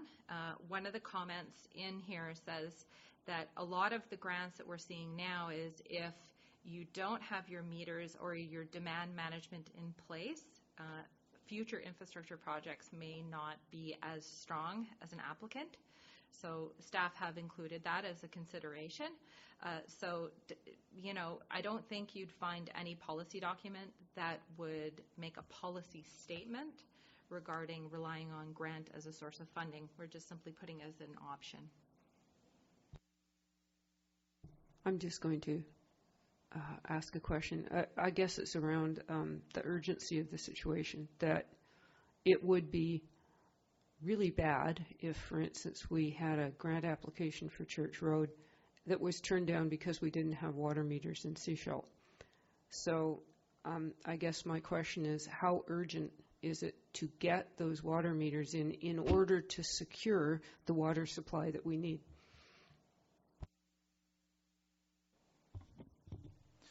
Thank you for the question. What grantors are currently looking at is, do you have a plan in place? Are you moving forward? So the fact, if the intent is still there to install them and there's a process in place, there's a plan in place on how to do that, I think that will be sufficient to go to meet that requirement for grant authorities. But of course, it's up to the specific office, specific grant, how it's worded in there. So yeah, I cannot foresee how that's developing over time. Director Theis. I'd like to make a motion towards option 1, please. Do we have a seconder? We have a seconder. Do we have any further discussion of option 1? All right. I call the motion. All in favor of option 1? Any opposed? No? Good. We have gotten through that. Director Lee. In your report, you point out that we have leaks that are not being addressed, and I'm definitely opposed to someone wasting water. Is there something we can do to encourage the people to address the leaks? Like, if you don't do it, we'll turn off the tap, or what do you have in mind, or is it a problem that you're gradually resolving anyways? That was my question, because it's not acceptable to leave a leak that you know about, to me anyways. So. Leak question. Thank you for the question, Director and Chair. We're actively working with the residents to get them to comply. Sometimes to comply to fix their leaks. Sometimes it's leaks are hard to even identify. We know that there is a leak, but where in the system, in somebody's residence is, or garden, or underneath the house, is that leak actually present?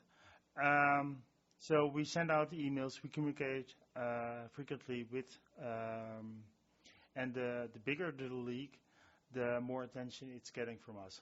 And we currently, the legal framework for us to work within does not allow us to shut off somebody's water main because it hasn't fixed the leak.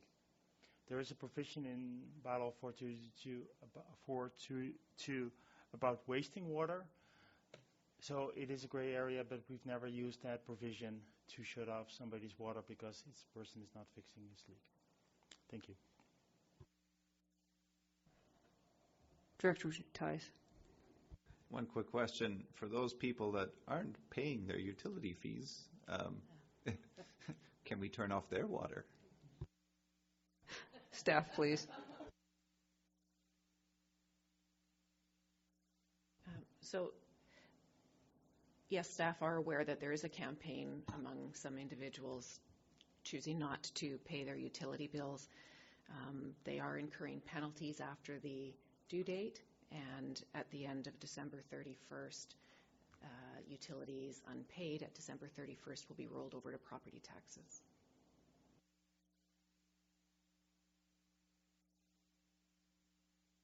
Good. Director Seegers. Thank you. If somebody's not fixing their leaks, does the regional district have the ability to fix it and charge them through their property taxes? Staff, please. Thank you for the question. No, because we don't have the authority to enter somebody's private property without consent. Okay. We're going to move on to item 12, BC Transit Annual Operating Agreement. Staff, please. Thank you, Chair McMahon. Each year, the SRD enters into an agreement with BC Transit to establish the terms and shared costs for transit service. At the January 2019 committee meeting, the draft 2019-2020 annual operating agreement was presented. This draft agreement was consequently used to develop the 2019 financial plan. This report introduces the 2019-2020 annual operating agreement, the final version, and staff are seeking direction for the execution of this agreement. The final agreement budget shows a decrease of the SRD's net share of costs by a material amount. As a result, assuming all other amounts are on budget, it's anticipated that the transit service will end 2019 in a surplus position of approximately $90,000. If a surplus is realized, it will be applied to the Operational Reserve Fund for Transit. Staff will be pleased to answer any questions related to this report. Thank you. Director Seegers. I'll move the recommendation as presented. Thank you. Do we have a seconder? Do we have any discussion of the happy news that we have extra money? Director Hiltz. Just thanks, staff, for the report and giving us a good news story relatively. Thanks. All right. All in favor of the recommendation? Any opposed? Good. Thank you very much. That passes. Next item on the agenda is correspondence from the Southern Sunshine Coast 101 Committee. Motion to receive? Seconded. All in favor? Any discussion? There is discussion? Director Ties?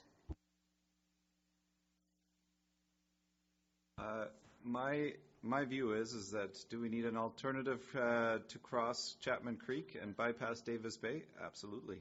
Do we need to bypass Gibsons? Maybe. Do we need a 4-lane highway going through Roberts Creek? I don't see the need for that right now or in the medium term. Roberts Creekers value their unimpeded access to the nature uphill, and a highway along the power line will create a much different feel in our community. Granted, it would be a good fire break and it would create incentive to densify areas below the highway, but that is not what our current OCP envisions, and without extensive community consultation, I can't endorse this request and will be voting against it.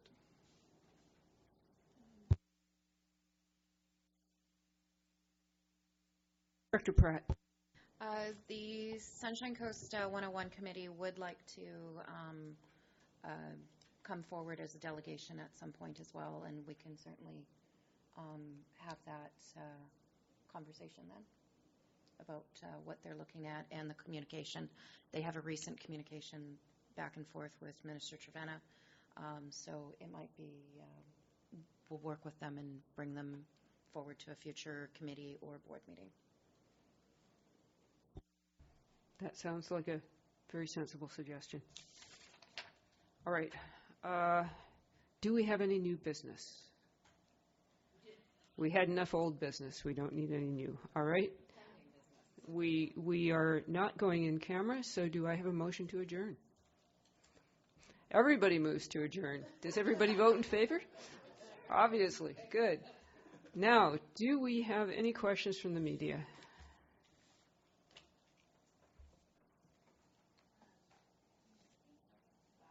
No? We're good? Any other public questions?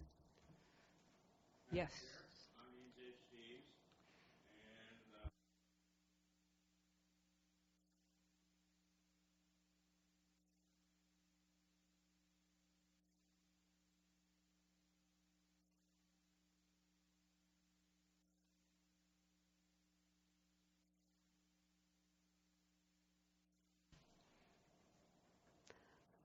You want to speak to that? Director Tice? We actually made a motion at the board level to ask why it was refused and to go into detail, and we're still waiting for a report back. If that is correct, staff? That's correct. We're finalizing the letter as we speak.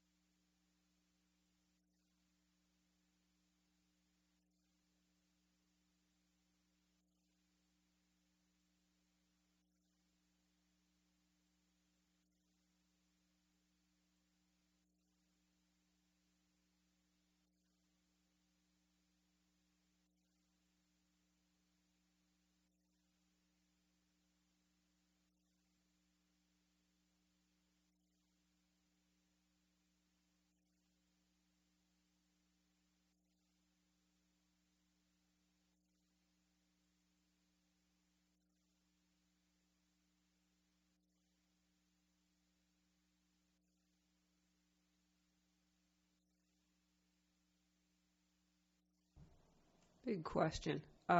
First one, if we needed to do work on the dam, I assume that we could apply to BC Parks to work on the dam. Is this correct?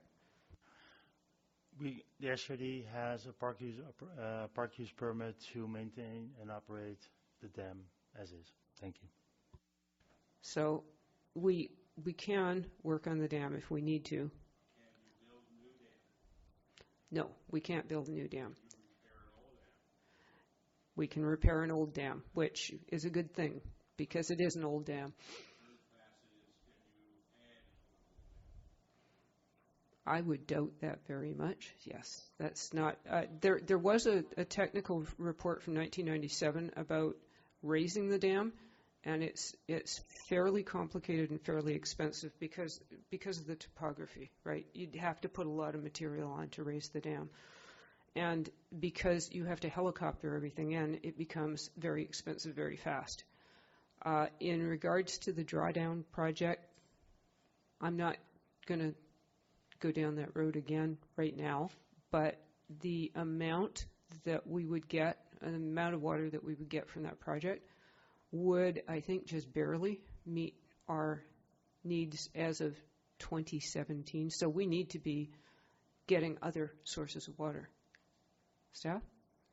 The only thing I can add to that is the amount of water we have currently accessible if we were to deploy the siphon is exactly the same amount of water that would otherwise be diverted through a deepened channel. Thank you.